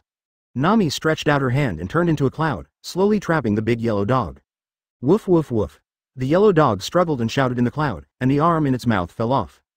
Good boy, stop barking. Nami stroked the yellow dog that was about to go crazy with the white cloud. The big yellow dog gradually calmed down. At this time, the broken arm doll also came to Nami. He bent down to pick up the arm, looked up at Nami with gratitude. Thank you, beautiful lady. Nami's eyes widened. She was far away just now, and now she was even more shocked when she saw it face to face. It really is a plush toy. The plush toy took the arm in front of its eyes and observed it carefully, then raised its head. Thank you, I'll go back first. After saying that, it ran back to the corner of the street, muttering, it seems that I have to go back to Lucy to sew it up. Chapter 188. The darkness hidden beneath Tokushima. Everyone turned a corner and came to the main street. Looking at the scene in front of them, everyone was shocked. In front of everyone, all kinds of toys were on the street just like humans. Some toys sat under the parasol in front of the coffee shop, drinking coffee and reading newspapers. Some toys were in the store, holding plates like a waiter. Some toys walked hand in hand with humans on the street. Some toys even led pets. There were also toys performing shows. Almost everything that humans can do, these toys are also doing. Everyone was stunned for a while. These toys and humans are living together in peace. What's going on? Vivi was also surprised. Hey, Luo Te, is this Dressrosa? Linger looked at Luo Te excitedly. Luo Te nodded. This is Dressrosa, a country full of love and passion. Having read the original book, he was very calm about such a scene. Robin chuckled. Dressrosa has 3 famous points. Linger and other girls looked at Robin curiously, obviously looking forward to the next part. Sunflowers blooming all over the mountains, all kinds of delicious food, and of course the most famous are the toys that coexist with humans. Luo Te couldn't help but look sideways. Robin was still the calm and wise woman. Linger and other girls looked at Robin with admiration, as if there was nothing in the world that Robin didn't know. At this time, a toy riding a unicycle came in front of everyone. Don't tell me you can talk? Linger said to the toy in front of him. The toy didn't speak, but put its face in front of Luo Te and looked at it carefully for a while. His eyes widened. You are Luo Te, the God Slayer, one of the 4 emperors, the strongest man in the world. Linger and others were stunned. They didn't expect that this toy could really talk. What they didn't expect was that this toy actually knew Luo Te. This can't be regarded as a toy at all, just like an ordinary person. Luo Te replied. I am Luo Te, what's wrong? Nothing. The light in the toy's eyes that had just lit up gradually dimmed again. Luo Te naturally noticed the change in the toy's eyes. He could guess its mood, but he didn't show anything. Hey, Ah Loon, what are you doing? Come here quickly, there are too many customers and it's too busy. At this time, a shout came from a ramen restaurant next to it. Oh, I'm coming. The unicycle toy responded and walked quickly towards the noodle shop. Vivi looked at the back and said, he should be the waiter of that noodle shop. After the unicycle toy returned to the store, a beautiful woman said, Ah Loon, there are too many customers, and I have to trouble you to help. When I marry Zimin, you can rest for a few days. Hearing this, Ah Loon's eyes flashed with a trace of unwillingness and were full of sadness of being betrayed. The person who originally married the woman in front of him should have been him, not Zimin, the owner of this noodle shop. It's just that he has become a toy now, and no one can remember him, including this girlfriend who used to be in love with him. At the beginning, he tried hard to explain to the woman that he was her boyfriend. But no matter how he explained, the woman had no impression, and even the trace of his existence in this world disappeared. He couldn't say anything about becoming a toy, as if he was blocked by an invisible law. In order to live with his girlfriend, he had to come to this restaurant to apply for a waiter. When his girlfriend worked in the noodle shop, she actually fell in love with the boss and became a boyfriend and girlfriend. Even the wedding date was set for next month. Even though he had many reluctances, what could he do? He was now just a toy forgotten by everyone. Listening to the woman's instructions, Alan's eyes flashed with tenderness, and he responded, Oh, okay, I'll be right away. Alan's series of mental reactions were sensed by the 2 people on the field without missing a single detail. That is Luo Te and Yishao. In response, Luo Te behaved very normally, because such tragedies are everywhere in this country. I believe that this country will usher in real liberation in a few days, and there will only be more tragedies at that time. When those forgotten relatives and lovers turn back into humans, it will naturally cause a big wave. Yishao frowned, secretly guessing that this toy is likely to be transformed from a human. And it was forced to be transformed, maybe a special kind of devil fruit. This should be the interesting part that Luo Te said. It seems that this country hides a secret that is unknown to people. From the breath alone, these toys are all human, but the body is actually a real toy, it's incredible. Hancock also sighed very rarely. Luo is very sure that these toys should be the work of that sugar. Master Hancock, you are right, these toys were originally all human. Nani. Hearing Luo's words, Linger, Nami and Vivi were all stunned. Luo, you said they were originally human? Vivi covered her mouth, it was hard to believe this sentence. Robin and Hancock had an expression of, as expected. It should be the ability of devil fruit, right? Yishao said with difficulty at this time. Luo nodded. You guessed right, Mr. Yishao. These are the abilities of the Paramecia childlike fruit. Childlike fruit? Linger held his temple with his right index finger with a thoughtful look. Luo continued. Dressrosa is the country of the Don Quixote family. Among the cadres of the Don Quixote family, there is a woman in her 20s named Sugar. She eats the childlike fruit. Anyone touched by her will become a toy. After becoming a toy, they can only obey Sugar's orders.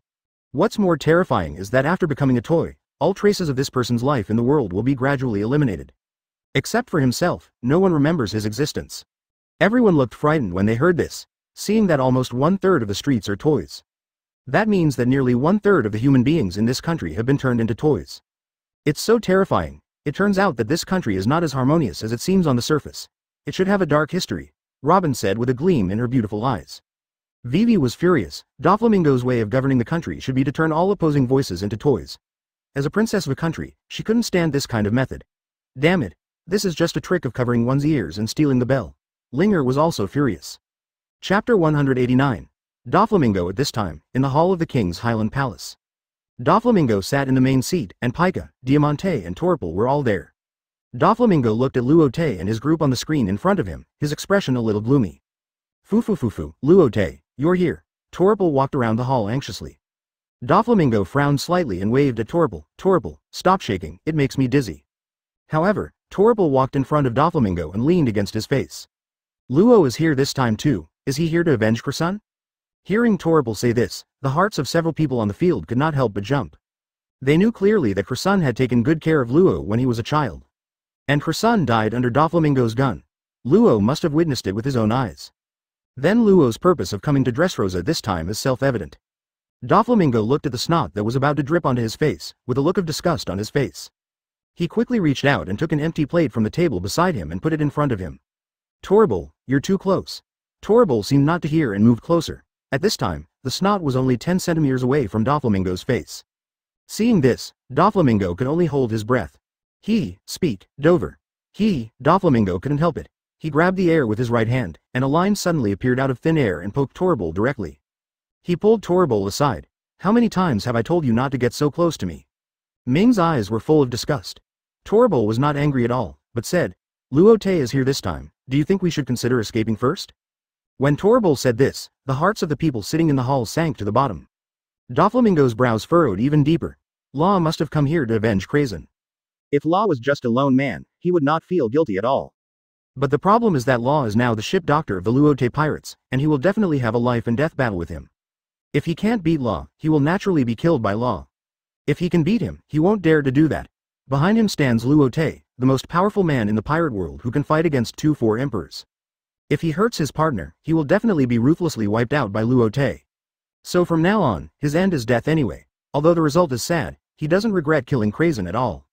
When he found out Krasun's identity as a marine, he guessed that it must be his betrayal that led to the death of his family and partners. He has never been soft-hearted towards traitors. Everyone was silent for a while. They are Don Quixote family, and they are powerful. But they are facing the most powerful pirate group in the world, Luo Te pirates. Their strength is not enough. Alas, Doflamingo sighed and stood up slowly. He walked out, his back looked a little hunched, as if he had aged several dozen years. Ever since he learned that Luo had joined the Luo Te pirates, he knew that this day might come. But he didn't expect that this day would come so soon. When it really came, he still felt a little unwilling. Dover, what are you doing? Diamante asked Doflamingo from behind. Doflamingo didn't turn around, but a voice came. Since they have come to our territory as guests, we have to greet this guest no matter what. Then he walked out. Let's go. Let's quickly defeat Doflamingo and deal with the Don Quixote family. After Linger knew that all this was done by Doflamingo, he wanted to beat Doflamingo away immediately. She is such a person who can't hide any intentions or thoughts, just like Luffy in the original book. Luo Te waved his hand after hearing this. No need, they came by themselves. Not long after Luo Te's voice fell, 4 figures were seen walking towards this side from the corner of the street. When they got closer, everyone could clearly see the faces of the 4 people, obviously Doflamingo. When Doflamingo walked about 10 meters in front of Luo Te and his men, he stopped. Luo's eyes never left him, and hatred rose from his heart.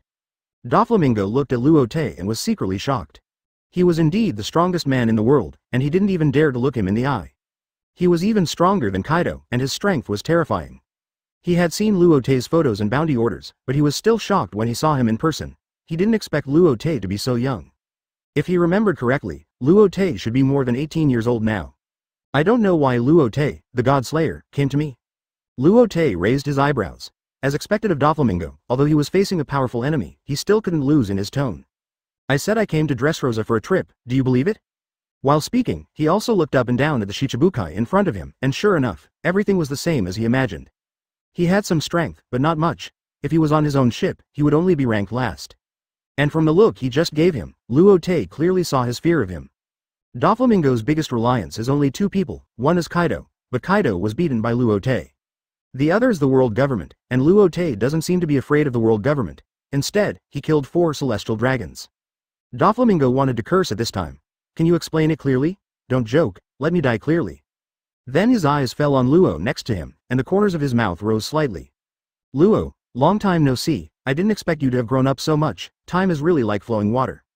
Luo saw Doflamingo in front of him, and his right hand squeezed the ghost cry tightly. Doflamingo, do you still remember Croissant? Luo gritted his teeth and said, his face full of resentment. Doflamingo raised his eyebrows, and it turned out that Luo came to avenge Croissant. Corazon, my dear brother, how could I forget him? Luo's chest was heaving violently, and he shouted angrily, you still know that he is your brother, and you killed him so cruelly. He betrayed me, he betrayed the family, so he deserves to die. Luo shook his head, he is the best person to me in this life, and he is my relative. Today I will chop off your head and avenge Corazon. Doflamingo didn't care about Luo's words, but looked at Luo Te. Luo Te, can you control your dog well?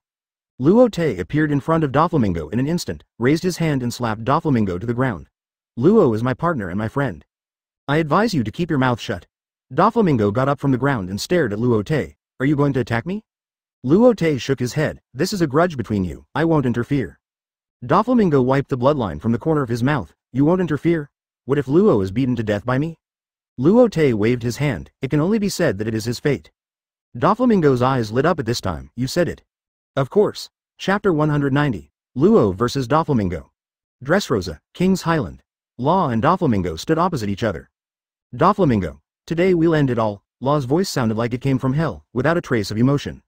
Luo, I didn't expect you to be successful and join the Luo Te pirates. Doflamingo sighed at Law's luck. Then he changed the subject, don't think I'll hold back just because you joined the Luo Te pirates. After that, 5 colored strings grew from the 5 fingertips of his right hand. 5 color strings. Swung at Law fiercely. Law pulled out the ghost cry, and the armament hockey was wrapped around it, and the entire blade suddenly became extremely black. Dang! The 5 colored strings hit the blade, making a loud noise. For a moment, the two of them were in a stalemate. Doflamingo looked at Law closely, with the corners of his mouth almost grinning to the back of his head.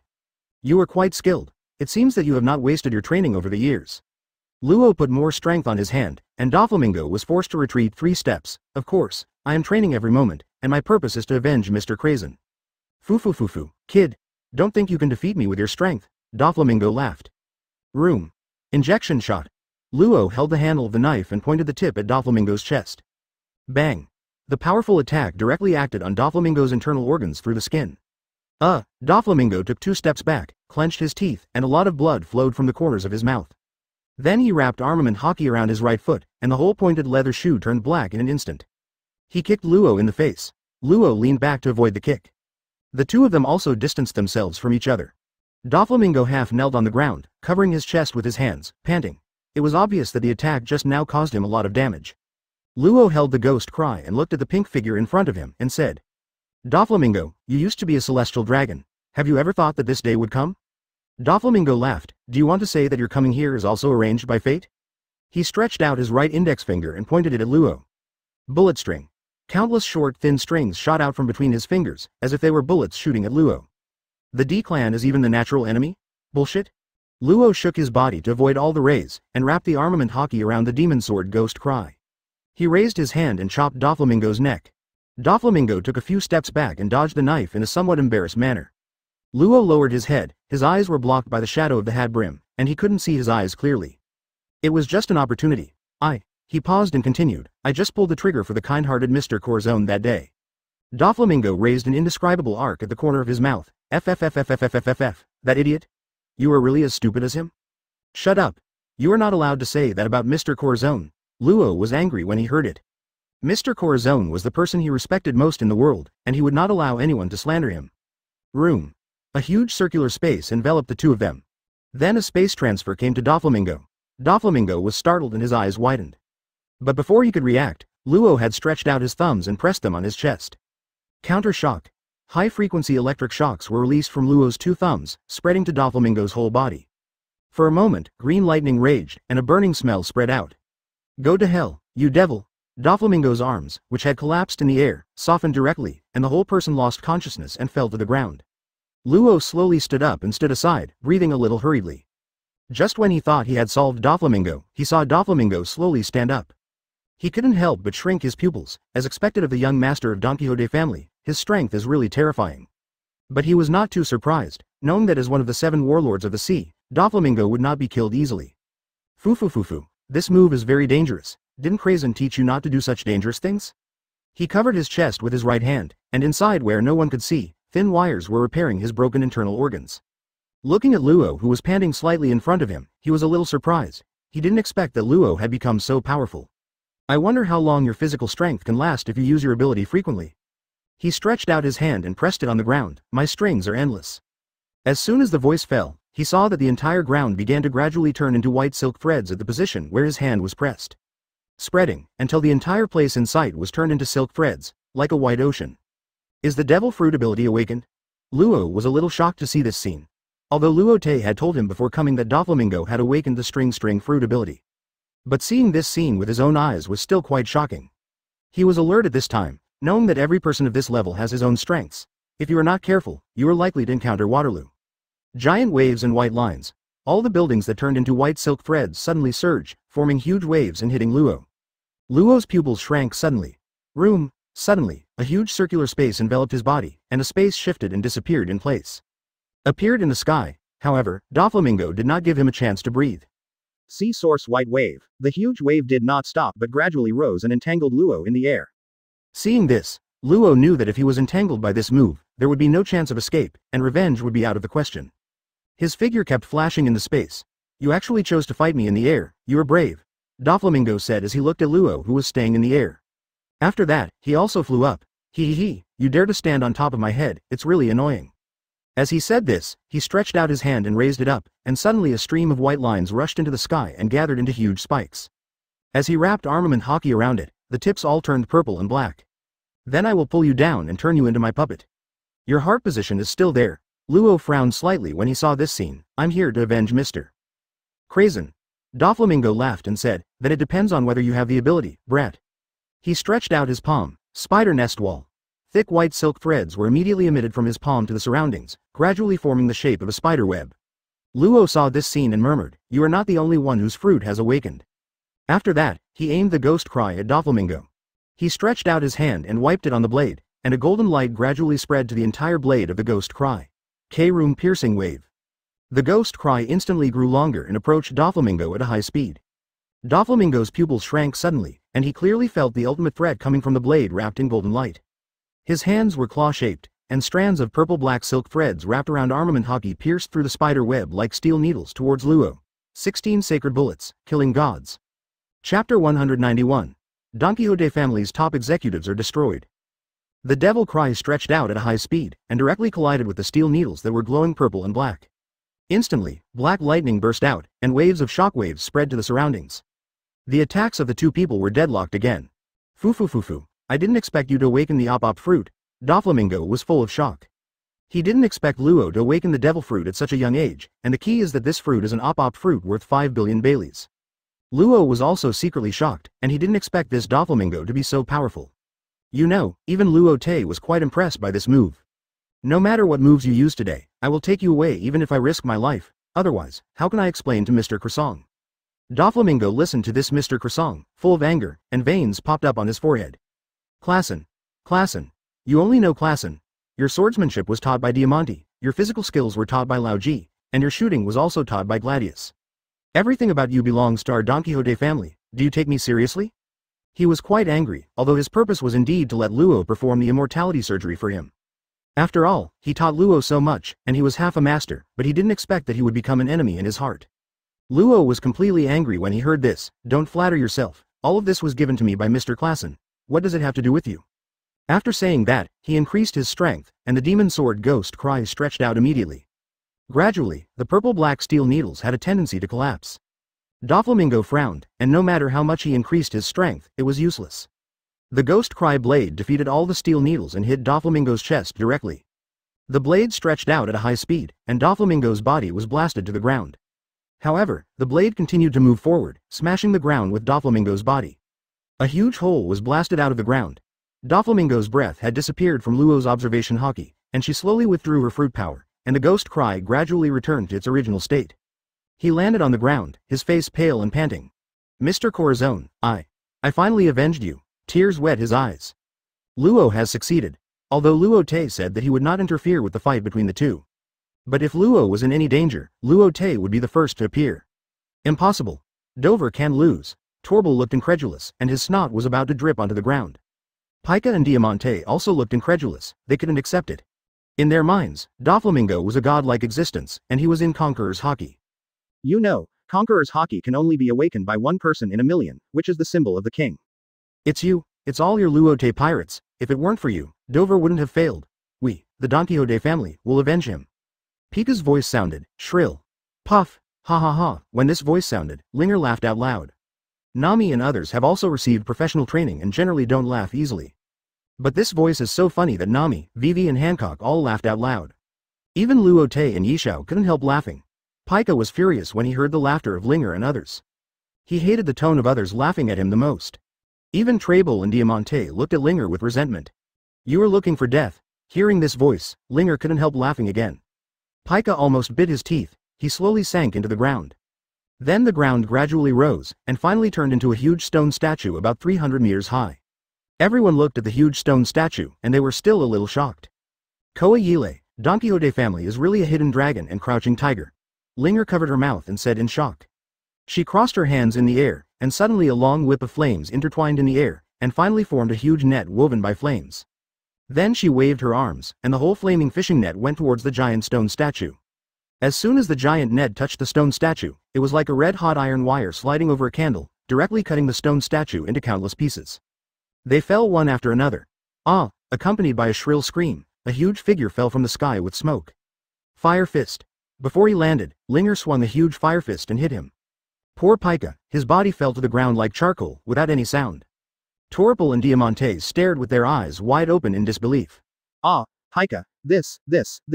Although Pika spoke in a high tone, he was the strongest among their top cadres. You know, even their young master Doflamingo couldn't do this.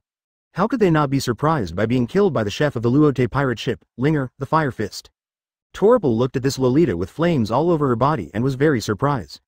This girl was extremely beautiful and harmless, but her strength was so terrifying. Even though he had expected that there would be a gap in strength between their Don Quixote family and the Luo Te pirates. But he didn't expect that the gap was so big, it could be called a world of difference. And Torpal was ready to take action at this time. Even though he knew the gap in strength was big, his heart was still full of anger. If the young master is gone, and his companions are gone, then there is no point for him to live in this world. Damn little girl, go. But before he finished speaking, Hancock's foot had already been printed on his face. Perfume femur. Then he turned into gravel and fell to the ground. You look so ugly, and you are covered with snot. Oh, so disgusting, I'd better turn into stone. Torble. Diamante was shocked to see Torble being killed instantly by Hancock. Before he could make any reaction, Hancock turned in the air and stamped his chest with another foot. Immediately, Diamante fell to the ground and turned into pieces of gravel. Luo Te didn't find it strange at all that the two women were so powerful. Even if Pika and the other two were given the opportunity to confront each other head-on. Although they couldn't kill them instantly, they could still easily defeat the three top cadres in just a few rounds at most. Judging from the current strength of the three women, they are all at the admiral level. When dealing with a few people who are not even as strong as the vice-captain of the Emperor, they will naturally be killed in seconds. Nami pouted when she saw this. Sister Hancock, at least leave one for me. Luo Te laughed. This is only their highest cadre, there are many cadres below, and you still have a chance to take action. Yishao stood aside and witnessed the whole process. As a blind swordsman, his observation haki is extremely powerful and can feel the good and evil of people's hearts. Naturally, he clearly sensed the evil hidden in the hearts of the Don Quixote family cadres. So he did not reject Luo Te's actions at all. Chapter 192. Sugar fainted HP Pavilion X 361 4 Kun Heiyi Bai Ji Bushing Dian Now 14 EK 1025 TU Yin Sei D13 Dai Intel Core i5 Chu Li Chi Windows. Hurry, hurry, Master Sugar, come with us. In the underground factory, a group of Don Quixote family cadres were moving outwards around a little girl. Ever since they knew that Luo Te and his gang had come to Dressrosa, Doflamingo had told them to protect Sugar's safety and to evacuate Dressrosa as soon as possible. The huge noise and shaking of the entire island just now must have been the sound of a battle between the top cadres and Luo Te's gang. What are you afraid of? With so many of us, are we afraid of a mere 4 emperors? Dellinger gritted his teeth and said. He was about to rush out. Gladius reached out and grabbed him. Derringer, don't be impulsive, Luo Te is not something we can deal with. Onizel Peak also spoke at the side. Our most important task now is to send Sugar out first, and we will discuss the trouble with Luo Te later. Old G shook his head. You escort Sugar out to the sea as soon as possible. I will stop the pursuers, Sirius G. Gladius shook his head and ordered. Don't say anything, I will stay to stop the pursuers, you all go. He knew that except Peak and himself, no one here could be so rational. Also in this group of people, he has the highest status and the strongest strength. If the young master is defeated and the highest cadre is defeated, then he must take up this responsibility. Although they usually do all kinds of evil to the outside world, they are relatives in the Don Quixote family. No, Gladius, I'll go with you. Derringer was the first to refuse. In the Don Quixote family, Gladius treated him the best, so he naturally didn't want Gladius to take risks alone. Old G stood up. No, I am the oldest here, you are all my juniors, this kind of thing should be done by me. Pike sucked on the pacifier and reached out to stop him. Lucian is gone, and I have no hope of living. Gladius shouted loudly. Shut up, the most important thing now is not to quarrel here, but to escort Sucrose to the sea. He looked around and said, I'm here.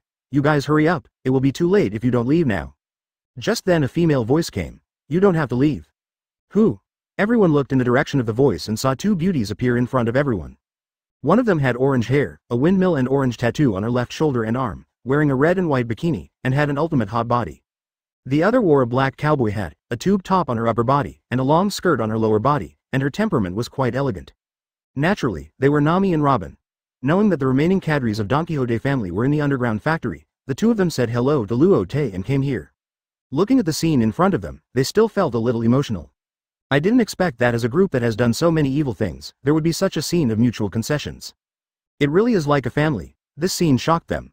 But they did not intend to show mercy, because the blood on these people's hands could not be washed clean even if they were put into the sea. You are Nami, the white fist of Luo Te's group, and Robin, the son of the devil. Nami and Robin appeared together, causing a huge commotion for a while. A person's reputation is like a tree's shadow. Although these 2 are beautiful and female, the bounty for each of them is much higher than that of their young master Doflamingo. At the same time, the momentum from these 2 women is also very oppressive. Delinge rushed up directly. It is you who made our Don Quixote family fragmented and almost extinct. Now I will bite you to death. Lao Ji, Buffalo and others also rushed to the 2 women. Gladius saw that things had developed to this point, and it was useless to say anything. He shouted to Sugar. Sugar, hurry up and leave, we will stop them. He rushed towards the 2 women. Ever since Nami and Robin appeared in the underground factory, he knew that if any one of them fought against one of them alone, they would fail. The only possibility was to deal with it with human wave tactics. But now everyone was overwhelmed by hatred and fear, and there was no cooperation at all. Robin shook his head slightly and waved his hands. Let 100 flowers bloom. All of a sudden, all the people who rushed over had several arms as white and tender as lotus roots. At the same time, huge arms grew out of the ground, grabbing all the cadres who rushed over in the air. The human wave tactic won't work here. Robin shook his head and stretched out his white and slender hands to press the ground. Imperial impact. All of a sudden, all the arms grabbed the cadres and smashed them to the ground. Bang, bang, bang, the impact was so strong that even the ground shook. For a while, smoke and dust filled the air, and all the cadres didn't know whether they were alive or dead. At this time, there was a little girl in the middle of the crowd, holding a bowl of grapes in one hand and a grape in the other. There were 1 or 2 grapes in her mouth, and her mouth was swollen. She looked like a little girl. This person was naturally the childlike fruit ability user and the creator of Dressrosa's greatest landscape, Sugar. Looking at the cadres who were smashed to the ground, her pupils shrank suddenly, and she was obviously frightened by the scene in front of her. Then she changed her expression to be harmless and walked slowly towards Nami and the others. Her eyes were filled with tears, and she looked very pitiful. 2 big sisters, it's so scary, these people want to take me away, are you here to save me? Nami and Robin were slightly surprised to see this person. If ordinary people saw this look, they might really believe her lies. But they already knew the appearance of these cadres in advance, so they knew that the little girl in front of them was Sandu. She was also the biggest target of their visit this time. Nami turned her head and looked at Robin, and they nodded. She walked to Sandu and squatted slowly. Little sister, are you lost? Where are your parents? Can your sister take you back? Nami's tone was also quite gentle. Even Robin was secretly amazed after seeing it. It would be unreasonable for her to not be a famous actor in Golden City with such acting skills.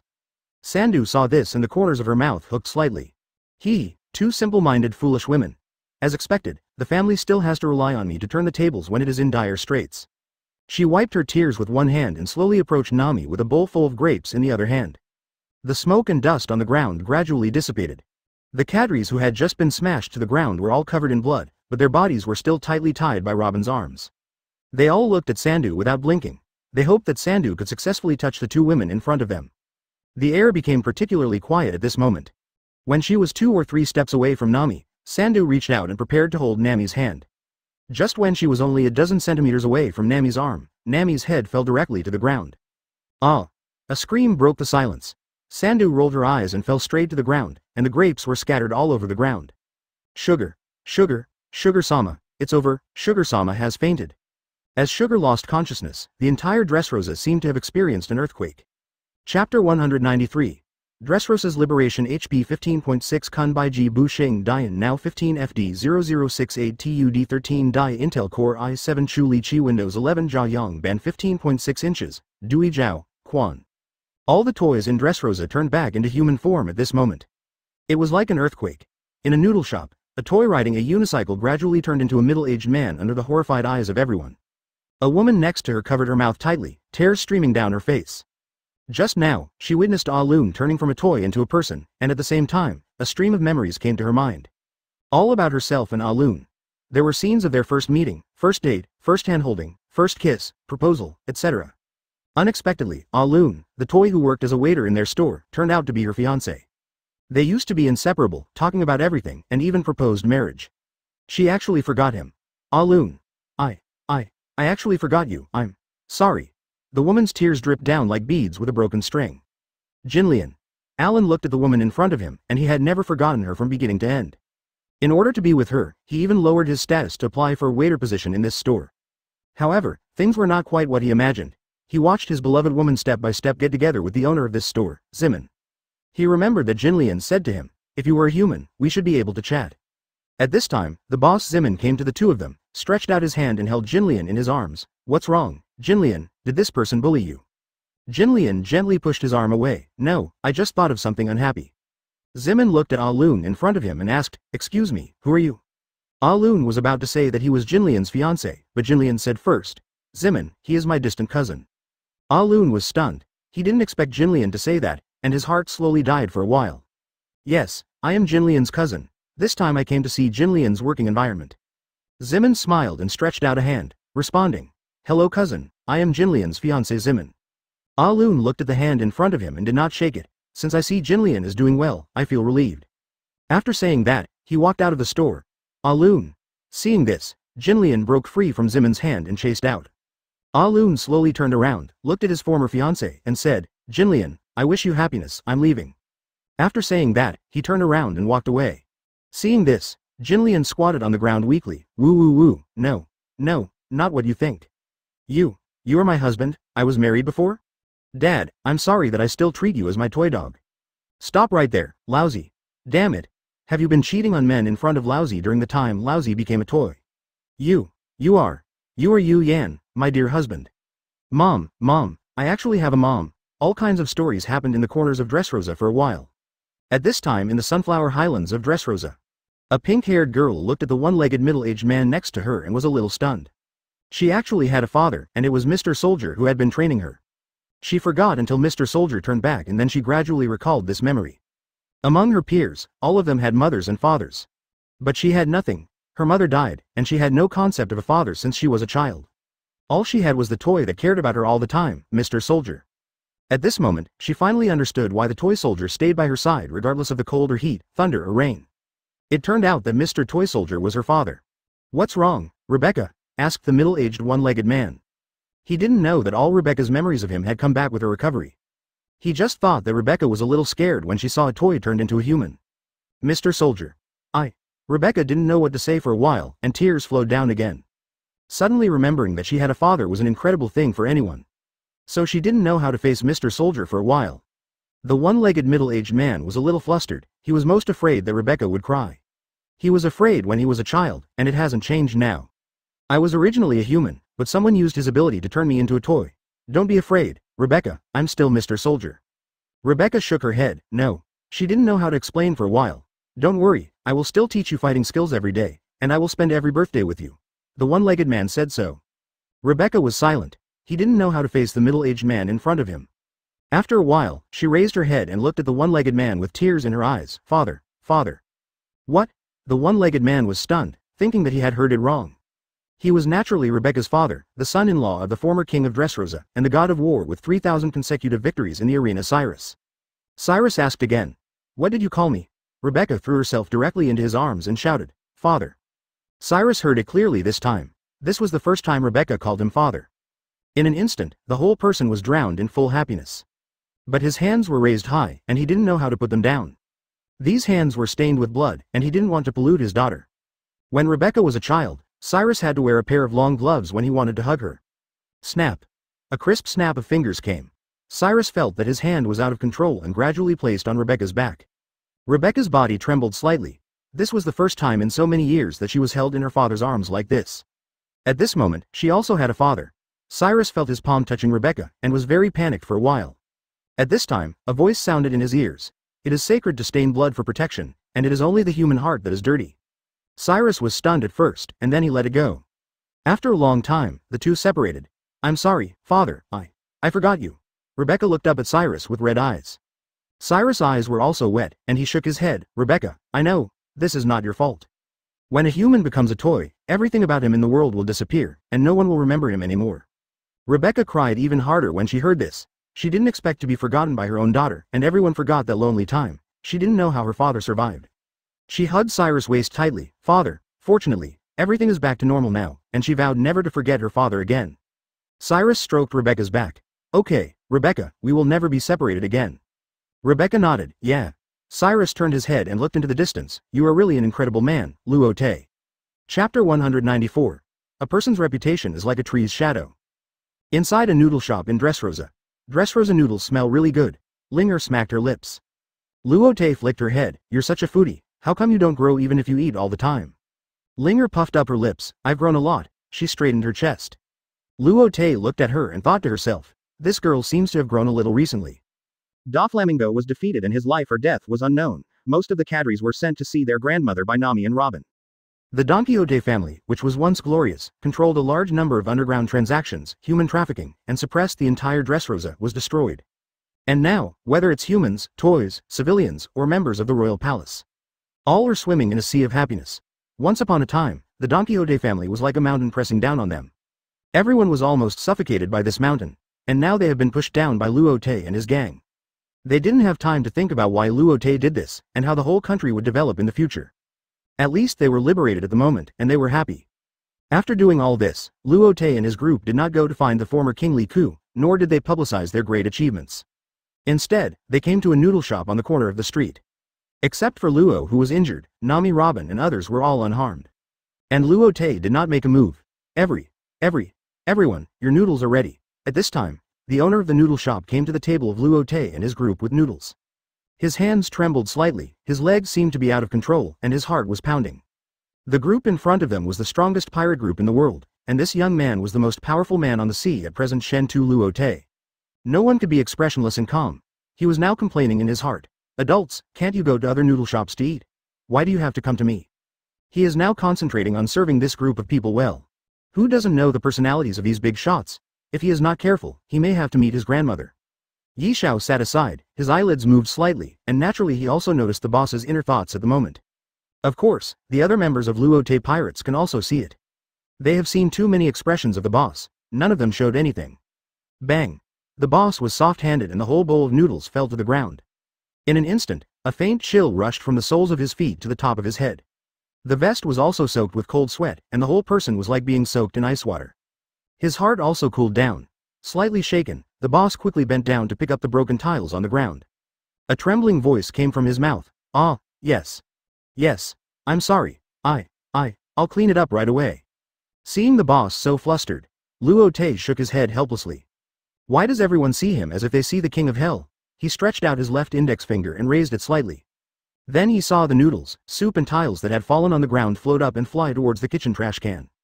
The boss, who was squatting on the ground, froze. He slowly raised his head and looked at Luo Te, his face pale, even paler than someone who had been dead for 15 days. God. Lord Shen too. He was incoherent at this time, and he had already thought about how he would die miserably in his heart. The noodles are spilled, just go and cook another one, we don't blame you. Okay, I agree. Then can you not kill my wife? The boss was too nervous and didn't hear Luo Te's words. Seeing this scene, Nami and Linger couldn't help but say, Luo Te, look how scary you are. Luo Te looked very innocent, turned his head and said to the boss again. I said I won't blame you, we are very hungry now, the noodles are spilled, just go and cook another one for us. You won't blame me? The boss didn't believe his ears for a moment. Robin laughed, yes, I won't blame you, go and cook for us, we have to go back after we finish eating. After getting confirmation, the boss quickly got up and ran to the kitchen. Ha ha ha. Nami, Linger and others couldn't help laughing out loud. Even Robin, who was always calm, and Luo couldn't hold it back. Hey, stop it, don't I have face? Luo Te didn't know what to say for a while. Fortunately, Luo Te and his gang were the only ones left in the noodle shop. If others saw it, they would be shocked that the most powerful man in the world would show such a shy side. Similarly, Yi Xiao's mouth curled up, obviously infected by this harmonious atmosphere.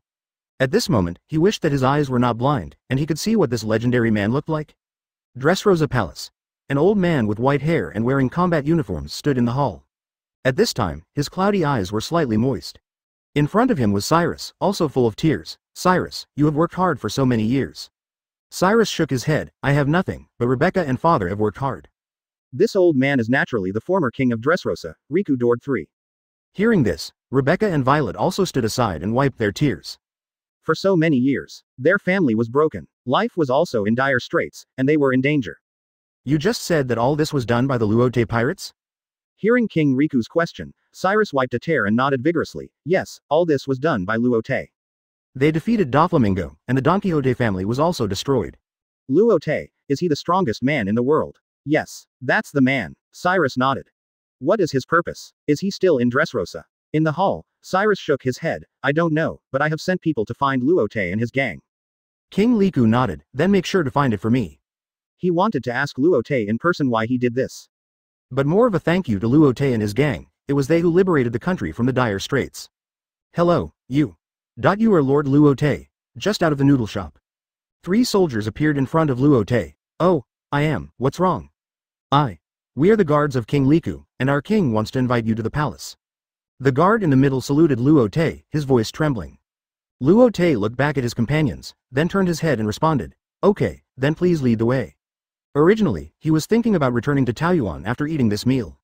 And it can be guessed that King Liku invited him to be a guest this time, most likely to ask about his attitude. As one of the 20 member states of world government, Dressrosa must have some unknown secrets. It is worth seeing. Following the guards to the door of the palace, I saw 2 beauties, one big and one small, standing at the door. Luo Te looked Rebecca up and down, and couldn't help but raise his eyebrows, thinking in his heart, isn't this Rebecca? This girl should be only 14 years old now. I didn't expect her figure to be so well developed. Hiss, he turned around and saw Nami's hands pinching his waist into a twist. Chapter 195. Yi Xiao joins, Lord Luo Te, I have long heard of your great name. As soon as he arrived at the hall, King Riku stood up to greet him. Seeing this, Luo Te also greeted him, King Riku, you are now the king of the entire Dressrosa, so there is no need to do this, and I am just a pirate. He said with some helplessness. Inheriting the fine traditions of the previous life of China, he still respects the elderly and loves the young. For an old man of nearly 70 years, he was still a little flattered to welcome him so much, even though he was the most powerful man in the world. King Riku looked at the young man in front of him, and his heart was full of admiration for a while. Having lived for so many years, he naturally met a lot of people. But he could see at a glance that Luo Te was not the kind of young man who was impetuous and unruly. On the contrary, he was polite and could defend and advance. At least for now, he should be a good person. Come, please sit here. He was still a little helpless about King Riku's humble and polite tone. But he just let him. However, before he sat down, Cyrus came to Luo Te and knelt down directly. This scene shocked everyone. Luo Te did not react for a while. Lord Luo Te, thank you for saving me, saving Dressrosa, and saving my daughter. He knew that the voice he heard at that time must have come from this man. So if it were not for him, there would still be a gap between him and his daughter. Now, thanks to the blessing of the young man in front of him, he can finally let go of the grudge in his heart. The relationship with Rebecca is also the same as that of a normal woman. Luo Te raised his hand and used electromagnetic force to help Cyrus up from the ground. I sent you a voice message because I don't want to see such an important relative in each other's hearts, and I have to see a pair of gloves. Cyrus shook his head. I still have to thank you, although it is nothing to you, but it is a lifelong thing for our father and daughter. He looked at the young man in front of him and sighed for a while. This young man is extremely powerful and a good person. Rebecca's beautiful eyes flashed with curious stars. This young man is the strongest man in the world, and he is also quite handsome. Then Luo Te and others sat down one after another. Lord Luo Te, thank you for liberating the people of Dressrosa. King Riku thanked him again. Luo Te waved his hand. I think King Riku asked me to come here for more than just thanks, right? King Riku nodded and responded, please don't blame Lord Luo Te. I invited Lord Luo Te this time to ask, what is the purpose of Lord Luo Te coming to Dressrosa? Luo Te heard what King Riku meant. I just came to accompany my partner to take revenge. Revenge? King Riku was a little confused. Luo Te didn't want to explain too much, just said. Well, it's Doflamingo, and the destruction of Don Quixote family is just incidental. King Riku breathed a sigh of relief. He knew that Luo Te would not fool him. Then Lord Luo Te, I want to discuss the issue of governing the country with you, is that okay? The next morning, on the coast of Dressrosa, the densely packed people stood on the shore, all waving at the pirate ship that was going away. Lord Luo Te, come eat noodles again next time. Lord Luo Te, I love you. I will go to Taoyuan to find you. Lord Luo Te, thank you. If it weren't for you, I would still be a vibrator. Lord Luo Te, please come to Dressrosa next time. Rebecca looked at the back of the departing Skybreaker and murmured, Lord Luo Te, will you come to Dressrosa next time? Violet looked at the pink-haired girl beside her and shook her head slightly. It seems that in Rebecca's heart, Luo Te has occupied a very important position. Ah, Rebecca, Lord Luo Te and we are from two different worlds. Rebecca turned her head and looked at Violet and said, I know, but Lord Luo Te will come again, right? Violet said, there are such beautiful women around Luo Te, you must know that. You are the princess of Dressrosa. The main reason why she said this is that Rebecca is too young, and there are many women around Luo Te.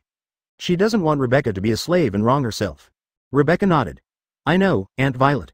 But she looked at the pirate ship, and there were still stars in her eyes. Seeing Rebecca's eyes, Violet could only shake her head slightly, knowing that Rebecca had not given up. Why not move Dressrosa to Taoyuan as well? Linger was very confused. King Riku has made it clear that he wants to join Taoyuan, and moving to the base camp should be the safest way. Robin chuckled and explained, there's no need to worry about safety. Dressrosa is a member of the world government. Naturally, the world government will protect it. And we can also get information at the World Summit through Dressrosa.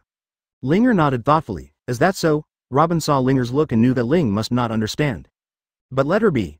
Mr. Luo Te. At this time, Yi Xiao's voice came into Luo Te's ears. Luo Te turned his head to look at the blind swordsman, and raised the corners of his mouth slightly. What's wrong, Mr. Yi Xiao? Yi Xiao's eyelids moved slightly. I wonder if I can make a living on your ship? He made such a decision after careful consideration. Seeing the paradise governed by Luo Te's philosophy, and being with Luo Te for so long, he also understood Luo Te's personality and character. In addition, Luo Te's arrangement for Dressrosa made him determined to join Luo Te's pirate group. Luo Te was very happy that the answer in his heart was confirmed, and it was worth his good intentions. He extended his hand to Yi Xiao. Mr. Yi Xiao, it's been a long time. Luo Te pirates will shine brighter with your joining. Yi Xiao also extended his hand and shook hands with Luo Te. Hancock and others all smiled happily when they saw this scene. They knew that Luo Te had the goal of pulling Yi Xiao into the pirate group from the beginning, and now he finally got what he wanted. They also knew that Yi Xiao was extremely powerful, second only to Luo Te among the people on the ship. More importantly, he was still a blind man, and I wondered if Luo Te had any way to restore Yi Xiao's eyesight. If he was successfully restored, his strength would most likely increase again. Then I will trouble Captain Luo Te in the future. Yi Xiao was also very happy. He had a heart to save the world, but he suffered from having no place to use his skills. Originally, he wanted to join Marine, but as he traveled to so many places, he naturally knew that Marine was not just Marine. He didn't even consider the Revolutionary Army, and at this time, a paradise appeared. Following Luo Te and dealing with Marine for a long time, he knew that it was unrealistic to change Marine's physique. He understood the greatness of what Luo Te did, so he also wanted to create this miracle with Luo Te. Ding! Congratulations to the host partner for finding progress +1, and get rewards. Senzu Beans 5000, Transformation Pills 500 million Baileys.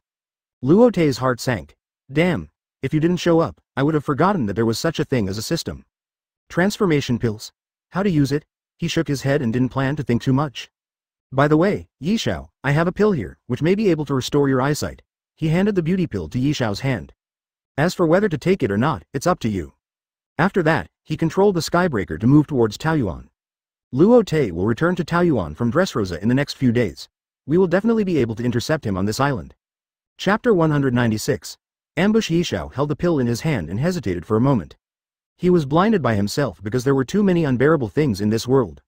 Linger walked to Yishao. Mr. Yishao, what are you hesitating about? He also liked Linger very much. This girl was quirky and always said some golden sentences from time to time. Linger was also the favorite of the entire pirate group. I have been blind for more than 10 years. I wonder if I will have any discomfort after regaining my eyesight. Yishao said so. Linger tilted her head. Is that so? Isn't it better to close your eyes for a while and then open them? It's like sleeping. She just simply thought that Yishao was not used to the world with light. Yishao murmured, just like sleeping. His eyelids moved slightly, revealing the white of his eyes. Remember, Luo Te told him that the filth in the world will not disappear just because he closed his eyes. He said he was covering his ears and stealing the bell. He tightened the white pill in his hand. He sighed and threw the pill into his mouth. The white pill melted in his mouth and turned into waves of warm currents flowing towards his eyes. There was an itchy feeling in his eye sockets, as if something was growing out of his empty eye sockets. After a while, the strange feeling gradually disappeared. He closed his eyes tightly at this time, not daring to open them. Linger looked at Yishao curiously, wondering if his eyes had grown out. Robin and others also looked expectant. Even Luo Te at the bow couldn't help but turn around and look at Yishao. Mr. Yishao, open your eyes and take a look. As Linger's voice gradually sounded, Yishao's eyelids trembled and slowly opened. A dazzling light shot into his pupils, and he couldn't help but close them again. Everyone was delighted to see this scene. They saw the X scar on his forehead, which had disappeared without a trace at this moment. They also saw the pupils, and it seemed that Yishao's eyes had recovered. As for Yishao closing his eyes again, it was obviously because he was not used to the light for a long time. After a while, Yishao slowly opened her eyelids again. The dazzling light gradually became softer, and several beautiful girls and a handsome young man appeared in front of him. Combined with his observation haki, he combined these auras with the people in front of him. How is it, Mr. Yishao? Can you see? Linger stretched out his hand and waved it in front of Yishao's eyes. Yishao laughed. Of course I can see it, Miss Linger. Everyone couldn't help but feel happy for her when they heard Yishao say this. Luo Te also exhaled. Congratulations, Yishao, you can finally see the world clearly.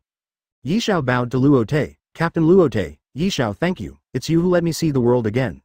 Luo Te hurriedly helped him up. You can call me Luo Te like them. As for restoring your eyesight, it's your own choice. Yishao wanted to say something, but heard Robin say, Mr. Yishao, you know Luo Te is not such a polite person. Yishao nodded when he heard it. Luo Te saw that the problem had been perfectly solved, so he came to the bow again. He smiled and looked at the world where the sea and the sky were one color, and he smiled and let go. He knew what Luo Te meant by that sentence. The filth in this world can only be eliminated by solving it from the root. Closing your eyes is just covering your ears and stealing the bell. If you want to change the world, you can only rely on yourself. He turned his head and looked at the back of the person standing at the bow. He saw that he was wearing a t-shirt, a pair of shorts, and a pair of flip-flops that were quite eye-catching. That was the most transparent person he had ever met in his life, and the person who rekindled his hope for this world. A young man who was still more perfect than himself. At this moment, Luo Te frowned slightly. Attention, there's a ship ahead. Everyone entered the fighting posture after hearing Luo Te's words. Luo tightly grasped the demon sword. Ghost cry, is it the enemy, Captain? Luo Te nodded, it should be the enemy. Hancock jumped to Luo Te's side. Husband, are you targeting us on purpose? Yishao also sensed it at this time and said, it should be a deliberate ambush on us, and the strength is very strong. Luo Te echoed. There are a lot of people, and 5 of them are particularly strong. Hancock looked a little solemn when he heard this. The strong strength Luo Te mentioned should be particularly strong. She asked, can you sense who it is? Luo Te carefully sensed it. The breath of 2 people seems to be Kaido and Big Mom. The strength of the other 3 people is also extremely strong, not inferior to Admiral. What? Everyone was stunned when they heard it. Kaido and Big Mom actually dared to attack us? Linger couldn't believe it. She knew that Kaido and Big Mom were chased away by them after they came to Taoyuan last time. She didn't expect that they would dare to ambush them this time. The key point is that if it was just Kaido and Big Mom, it wouldn't matter. This time there are 3 characters whose strength is not inferior to Admiral. There are also many subordinates. This has to make her alert. There are only 7 people on this ship now. Who is it? Nami turned into a white cloud and fell beside Luo Te. Luo Te shook his head. I don't know. He guessed that it was either a hidden person, or someone from the marine or world government. He was more inclined to the latter. After all, in the pirate world, almost everyone with some strength has a great reputation. In other words, only the world government hides many powerful warriors. Is it someone from the world government? Robin frowned and asked. It's possible. Luo Te was just guessing. His expression was a little ugly now. He sensed that Kaido and Big Mom's aura was extremely strong at this time, much stronger than the last time he saw them. I don't know what happened to the two of them. I don't know if it was stimulants or something like that. Robin saw Luo Te's expression and knew that things were a bit tricky. Luo Te, let's go directly to the air. Hearing this, Luo Te shook his head. I sense that the sky above this 50-kilometer sea area is covered by an invisible net. What? Everyone was shocked when they heard this. Nami slowly took back the Den Den Mushi. Just now, she was about to call back to Taoyuan, but found that she couldn't get through, and even the lifeguard didn't respond. For a moment, everyone's heart sank to the bottom of the valley. Papa. Luo Te clapped his hands. If the enemy comes, the general will stop it, and if the water comes, the earth will cover it. Kaido and Big Mom will be left to me. The three mysterious figures will be left to Nami, Linger and Hancock. The remaining cadres will be left to Luo and Robin. Vivi's safety will be left to Mr. Yishao. Of course, if there are still hidden enemies, I will still have to trouble Mr. Yishao. Yishao laughed. Don't worry, Luo Te. Hancock was a little worried when he heard that Luo Te was going to deal with 2-4 Emperor's level figures. Husband, are you going to deal with Kaido and Big Mom alone? No, I'll help you deal with one. Luo Te smiled and said confidently. What are you afraid of? Didn't I beat them away last time? After defeating Doflamingo and avenging Krasun, Luo had no worries and became more powerful. He also wanted to see how much his strength had improved. Here I come. Chapter 197. Meeting Kaido and Big Mom again. As Luo Te finished speaking, several pirate ships came towards Luo Te and his party. The leader was a cake-making pirate ship with a face. It was naturally Big Mom's pirate ship, the singing ship. There were two huge figures standing on the bow, Big Mom and Kaido. There were 3 chairs behind the two, each with a white figure sitting on it, the 3 agents from the world government. Mom, leave Luo Te to me this time. Kaido, you just stay on the side. Big Mom laughed loudly, looking very arrogant. Wow, old woman, let me do it. There are many strong men on the opposite side. You can just choose another one. There is no need to compete with me for Luo Te. Kaido's voice was very casual, as if he was competing with Big Mom for a delicious cake. Mom, Kaido, I really don't like going out to sea with you. Big Mom's forehead was bulging with veins, which was terrifying. The 3 people of Cuttings sat on the chairs and didn't care about the argument between Kaido and Big Mom. They just thought it was an annoying fly buzzing in their ears. Cuttings put down the coffee cup in his hand, slowly stood up, and straightened his clothes. Let's go, let me see how strong the strongest man in the world is. Wayne and Zimoji also stood up and walked towards the bow. As the 2 ships approached each other, the atmosphere gradually became depressing. Luo Te frowned slightly, and the 5 people in front of him were not weak. Kaido and Big Mom are not to be mentioned, they are real 4 Emperor's level strongmen, and now their strength seems to be even better. The 3 people behind him are also as strong as Admiral. The most critical thing is that it is not clear whether the 3 have the Devil Fruit ability. If you look at it from the momentum alone, it is not that strong. Compared with Kaido and Big Mom, there is still a big gap. Looking at these 3 people in white, they don't look like pirates at all. Are they really the strong men of the world government? Further behind, there are the cadres of the 2 pirate groups, including the generals of the Big Mom pirates, the Disasters and 6 Sons of the Beasts pirates, etc. Almost all the top combat forces of the 2 pirate groups. Then he looked up at the sky and felt that there was an invisible barrier covering this space. His electromagnetic force could not spread out. Is it related to Vegapunk, similar to electrostatic shielding? In this way, he and others are like turtles in a jar. Hancock and Nami are very thoughtful, and their observation haki is the strongest among the girls. Naturally, they know how powerful the opponent is, which can be called the strongest lineup they have encountered since they formed the group. The 2 girls came to Luo Te and hugged one arm each.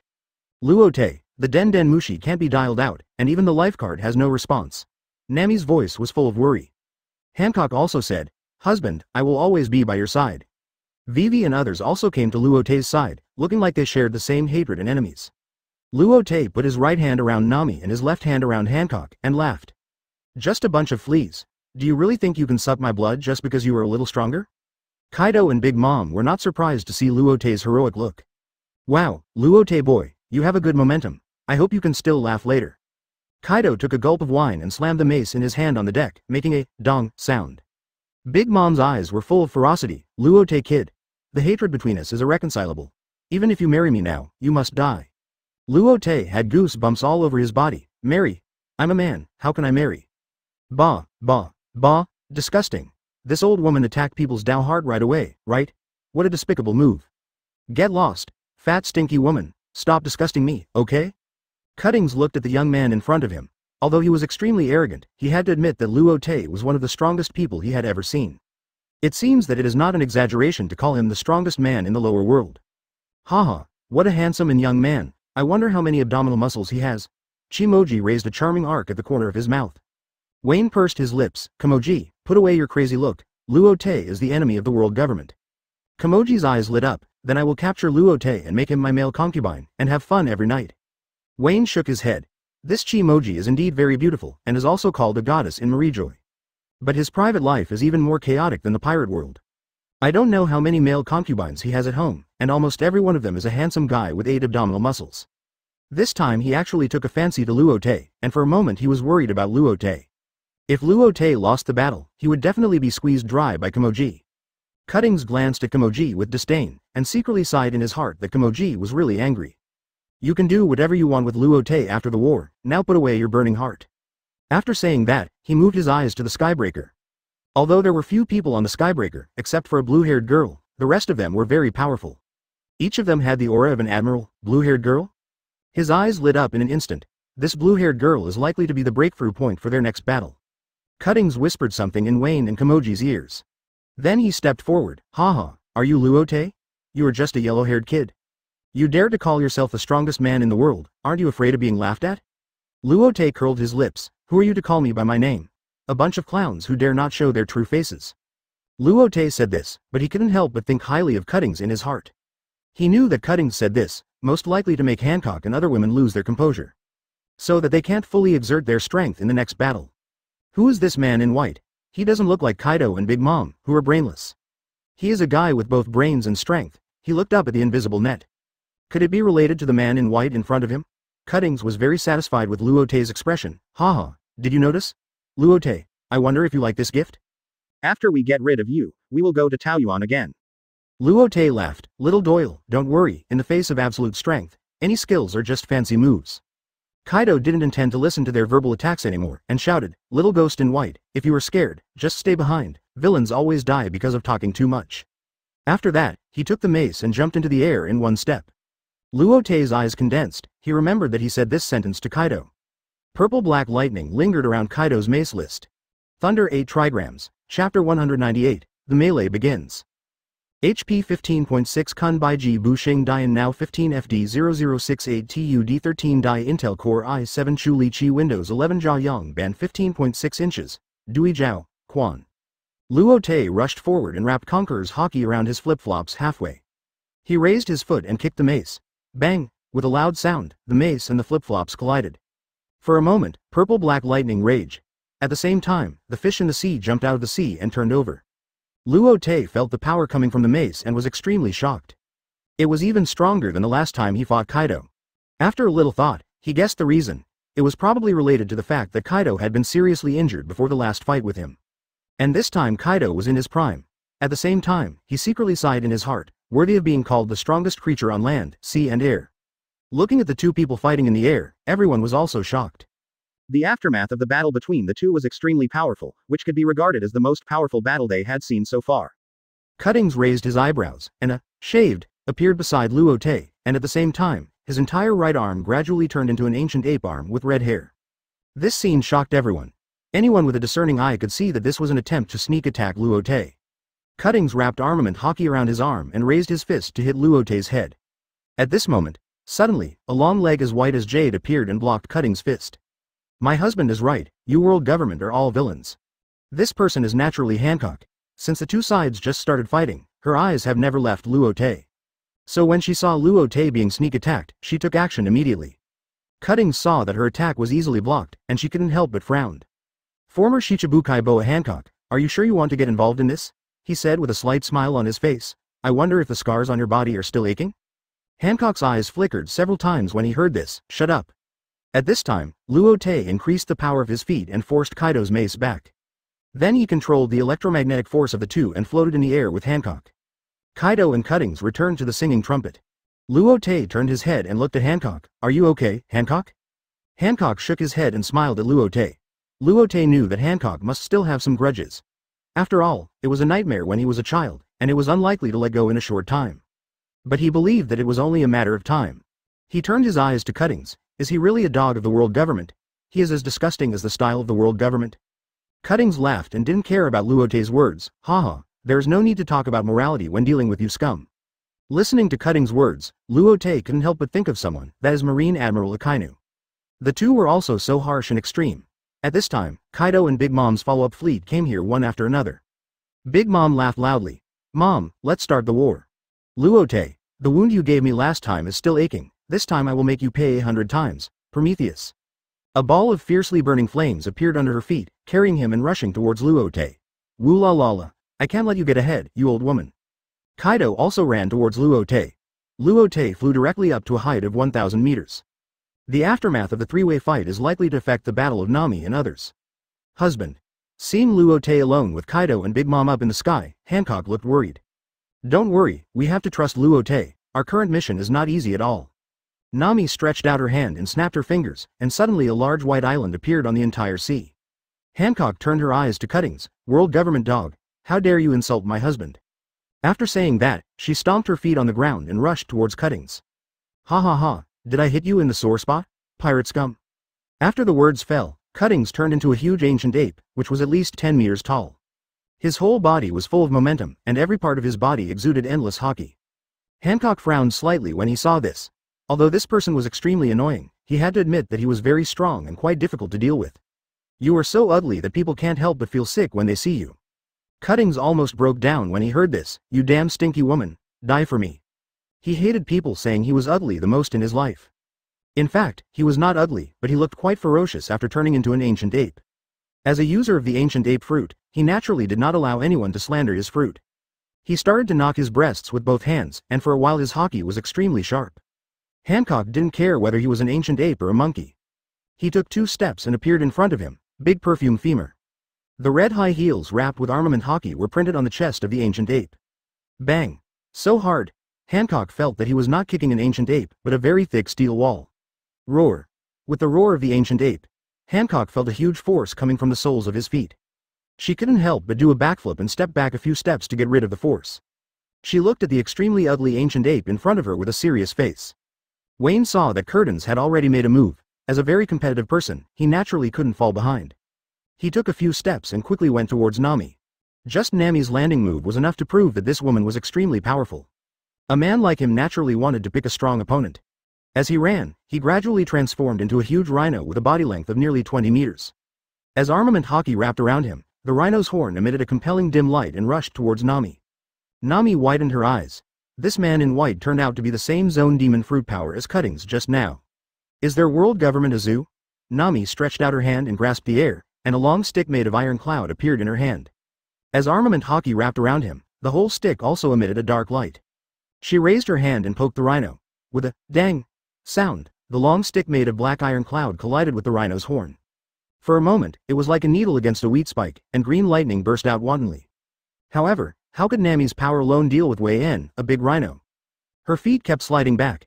Seeing that she was about to be repelled, Nami stretched out her left hand and grasped the air.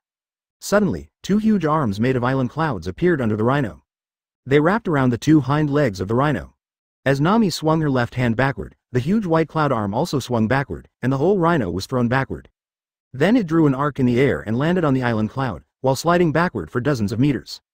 After Wayne stabilized his body slightly, he laughed, ha ha ha, it's fun. It turns out that there are such powerful women on the sea. Compared with Wayne's heroism, Nami's expression became a little gloomy. She knew that the move that seemed to be inconclusive just now was a trick she took. Then in the next battle, it would not be so easy to have this opportunity again. Chapter 199. Disasters and Generals Take Action. HP Pavilion X 361 4 Kun Heiyi Baiji Bushing Dian Now 14 EK 1027 Tu Yin Se D13 Dai Intel Core i7 Chu Li Chi Windows. Ling looked at Chi-moji and pouted, it seems I have no choice. Luo wanted to fight against this masked woman in white, but he knew that Luo Te's arrangement made sense. Yishao is the strongest person among the few people except Luo Te, so it is natural for him to protect Vivi. Robin and Luo can both perform skills similar to space transfer, so they are naturally the most suitable to be mobile players. And so many generals and disasters may be more difficult than fighting against those 5 people. Parasparrow, why don't you see Katakuri? Quinn asked while standing on the Beast's pirate's ship, looking at the opposite ship. Paraspero was a little angry when he heard this. Just when he was about to set off to intercept Luo Te, Katakuri said that he wanted to protect the 10,000 kingdoms for his mother, so he didn't come. Big Mom was quite appreciative and praised Katakuri for his thoughtfulness. Paraspero was very clear about Katakuri's approach. It was completely because he didn't want to be an enemy of Luo Te pirates. It's not because of fear, but to repay Luo Te for not choosing to kill Big Mom after the defeat last time. Paraspero was quite puzzled by this. There is no morality in the world of pirates. In the face of absolute interests and threats, benevolence is worthless. What's more, for a big pirate group like Big Mom, even if everyone leaves Guo, I'm afraid no one dares to provoke it. Unless it's Whitebeard and Red Hair Shanks. Big Mom and Kaido have fought with Whitebeard and Red Hair several times, and they know that the two are not villains who take advantage of others. In addition, all the actions this time are carried out in secret, and only a few of them know about it. Even if someone wants to sneak attack their territory, they may have returned by the time they arrive. So there is no need to stay with a strong force. Of course, Paraspero will definitely not tell such a truth. What does it have to do with you whether Katakuri comes or not? This is my mother's arrangement. Then he ignored Quinn's clamor and turned his gaze to Yishao and others. In his perception, except for the blue-haired beautiful girl who had almost no fighting power. The remaining three people were extremely powerful, especially the purple-dressed swordsman. He guessed that the blue-haired beautiful girl was most likely one of Luo Te's women. At least one of the three must be assigned to protect the blue-haired beautiful girl. Then the fighting power was controlled to 2. Looking back, they had more than enough people to deal with 2 people. For a moment, his confidence burst. Similarly, almost everyone thought the same way. Quinn turned around on the ground and blew out a smoke ring. If you have any last words, please say them. You will have no chance in a while. If I am in a good mood, I may be able to help you pass them on. Paraspero also looked at the 4 people with a playful look. Paraspero. Hearing this, Luo and Robin did not reply. The smile that had just regained light was still a little bit difficult to adapt to. His eyes were closed, and his ears moved slightly. At this time, he already knew in his heart that the current situation was very critical.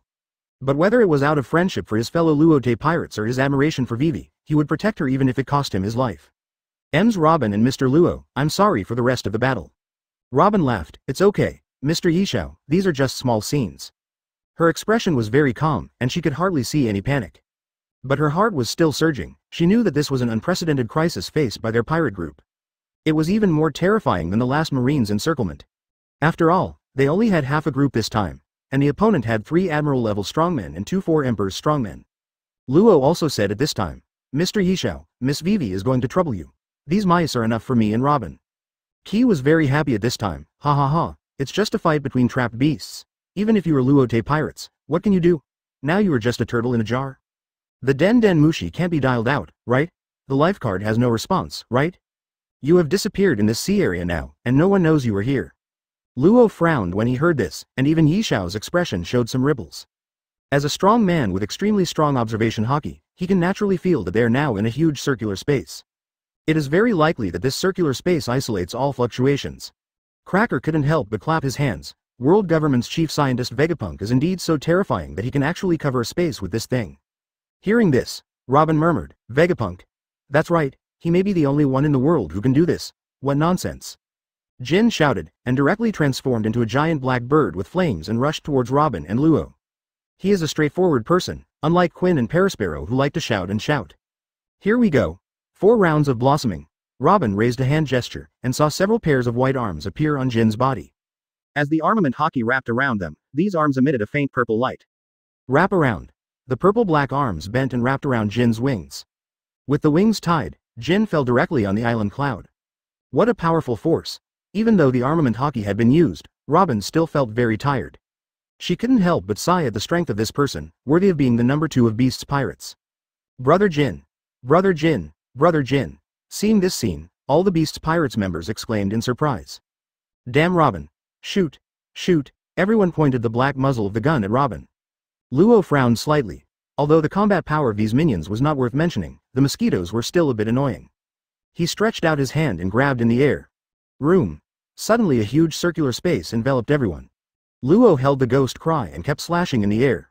Wherever the invisible knife light passed, except for Jin, Quinn, Cracker, Paraspero, and the 3 flying 6, all the minions were chopped into several pieces.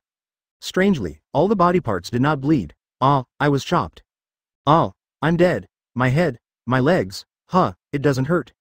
What is this element? It's that man, the death surgeon Luo. Luo shook his head and slid his fingers lightly in the air. Baton. All the body parts were flying in the air, some heads hit their feet, and some feet hit their buttocks. Oh, that's my leg, my butt, my bird, my head. Luo breathed a sigh of relief, and now there were only 8 enemies left.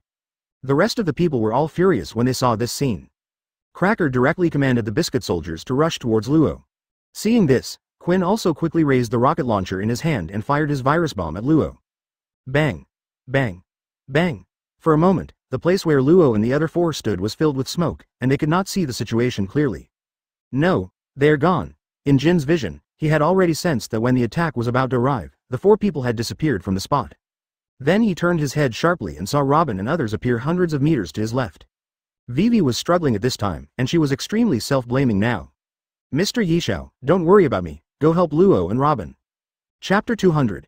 Luo and Robin's Embarrassment. HP Pavilion X 361 4 Kun Hei Yi Bai Ji Bu Sheng Dian Now 14 EK 1025 Tu Yin Sei D13 Dai Intel Core i5 Chu Li Chi Windows.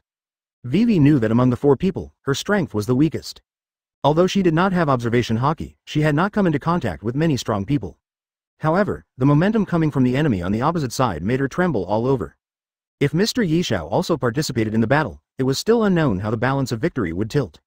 Judging from the current situation, she had obviously become a burden to Robin and others. As a princess and a strong girl, she certainly could not accept that she would hold others back. That's why she said that. As soon as she finished speaking, she saw an arm growing out of Vivi's shoulder. Bang! Hey, Sister Robin, what are you doing? Vivi covered her forehead and looked at Robin with tears in her eyes. Don't say such stupid things. Robin looked angry. If it weren't for me, woo woo woo. Vivi wanted to say something else, but she saw that the arm directly covered her mouth. Yishao said at this time. Miss Vivi, you are not a burden to everyone. Although I have not been with you for a long time. But I can clearly feel that in the Luo Te pirates, everyone is like a family, and everyone is a relative of each other. Luo also nodded. Yes, everyone has their own strengths, and everyone is indispensable to the Luo Te pirates family. Milasan. Vivi was moved when she heard this. The heavy emotions given to her by everyone are the same as the royal family of Alabasta.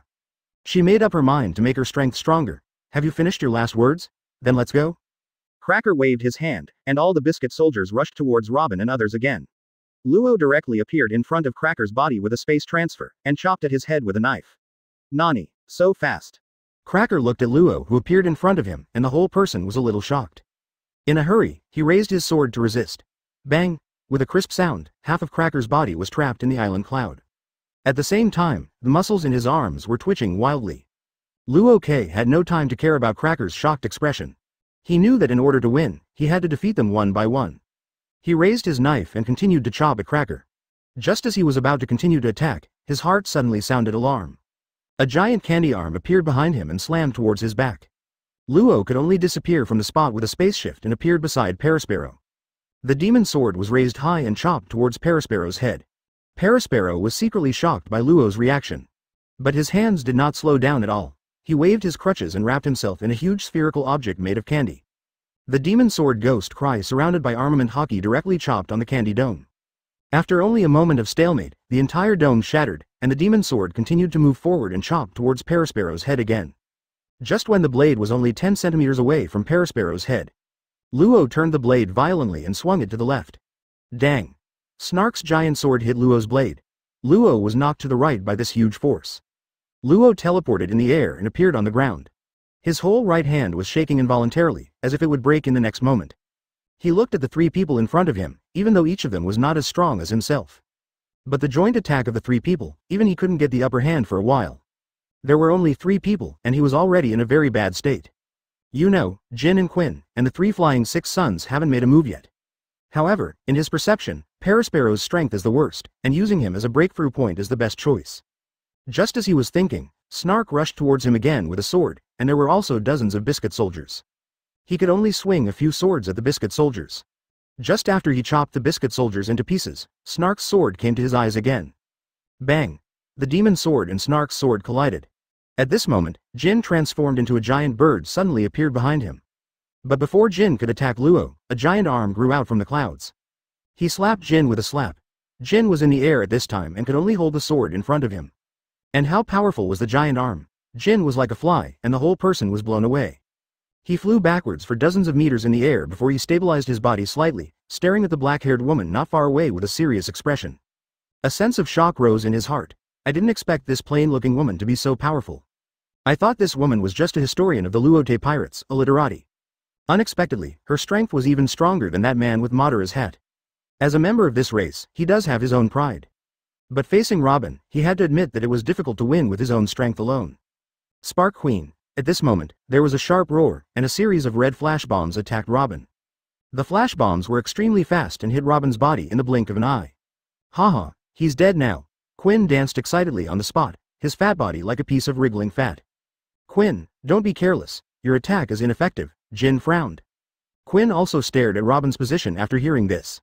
The place where Robin just stood was covered with sakura flying, and there was no human figure. Nani? He was so shocked that his eyes popped out. Haha. This move is a bit dangerous, little dragon. Robin's voice suddenly appeared, and several arms grew out from the ground around Quinn. Climbing up his body, hand in hand, gradually wrapped Quinn tightly like a fishing net. As armament hockey was activated, the entire fishing net emitted a terrifying purple glow. 100-wheel flowering twist. As Robin finished her words, the entire fishing net twisted Quinn's body into a twist. First generation, Quinn screamed in pain. But Robin didn't look happy at all at this time. She felt that what was twisting was not a human body, but a group of island clouds. Tooth gun. A sharp shout suddenly came from behind. Robin waved her hand quickly, and a huge arm grew out of the ground in an instant, grabbing her and throwing her away. Robin, who was still in the air, saw that she was hit by a tooth-shaped air bullet at the place where she was standing. A huge pit appeared. Just after landing and standing firm, before she had time to see who launched the attack, she sensed someone behind her bumping into her. Helplessly, she could only activate the flower fruit ability in a hurry, grow a huge fist on her back, and meet it. Bang! With a loud bang, the giant fist collided with the woman's forehead. For a moment, dark lightning raged, splashing clouds. What a hard forehead! Robin couldn't help but sigh, and she increased the power output of her fist. She directly pushed the forehead back dozens of meters.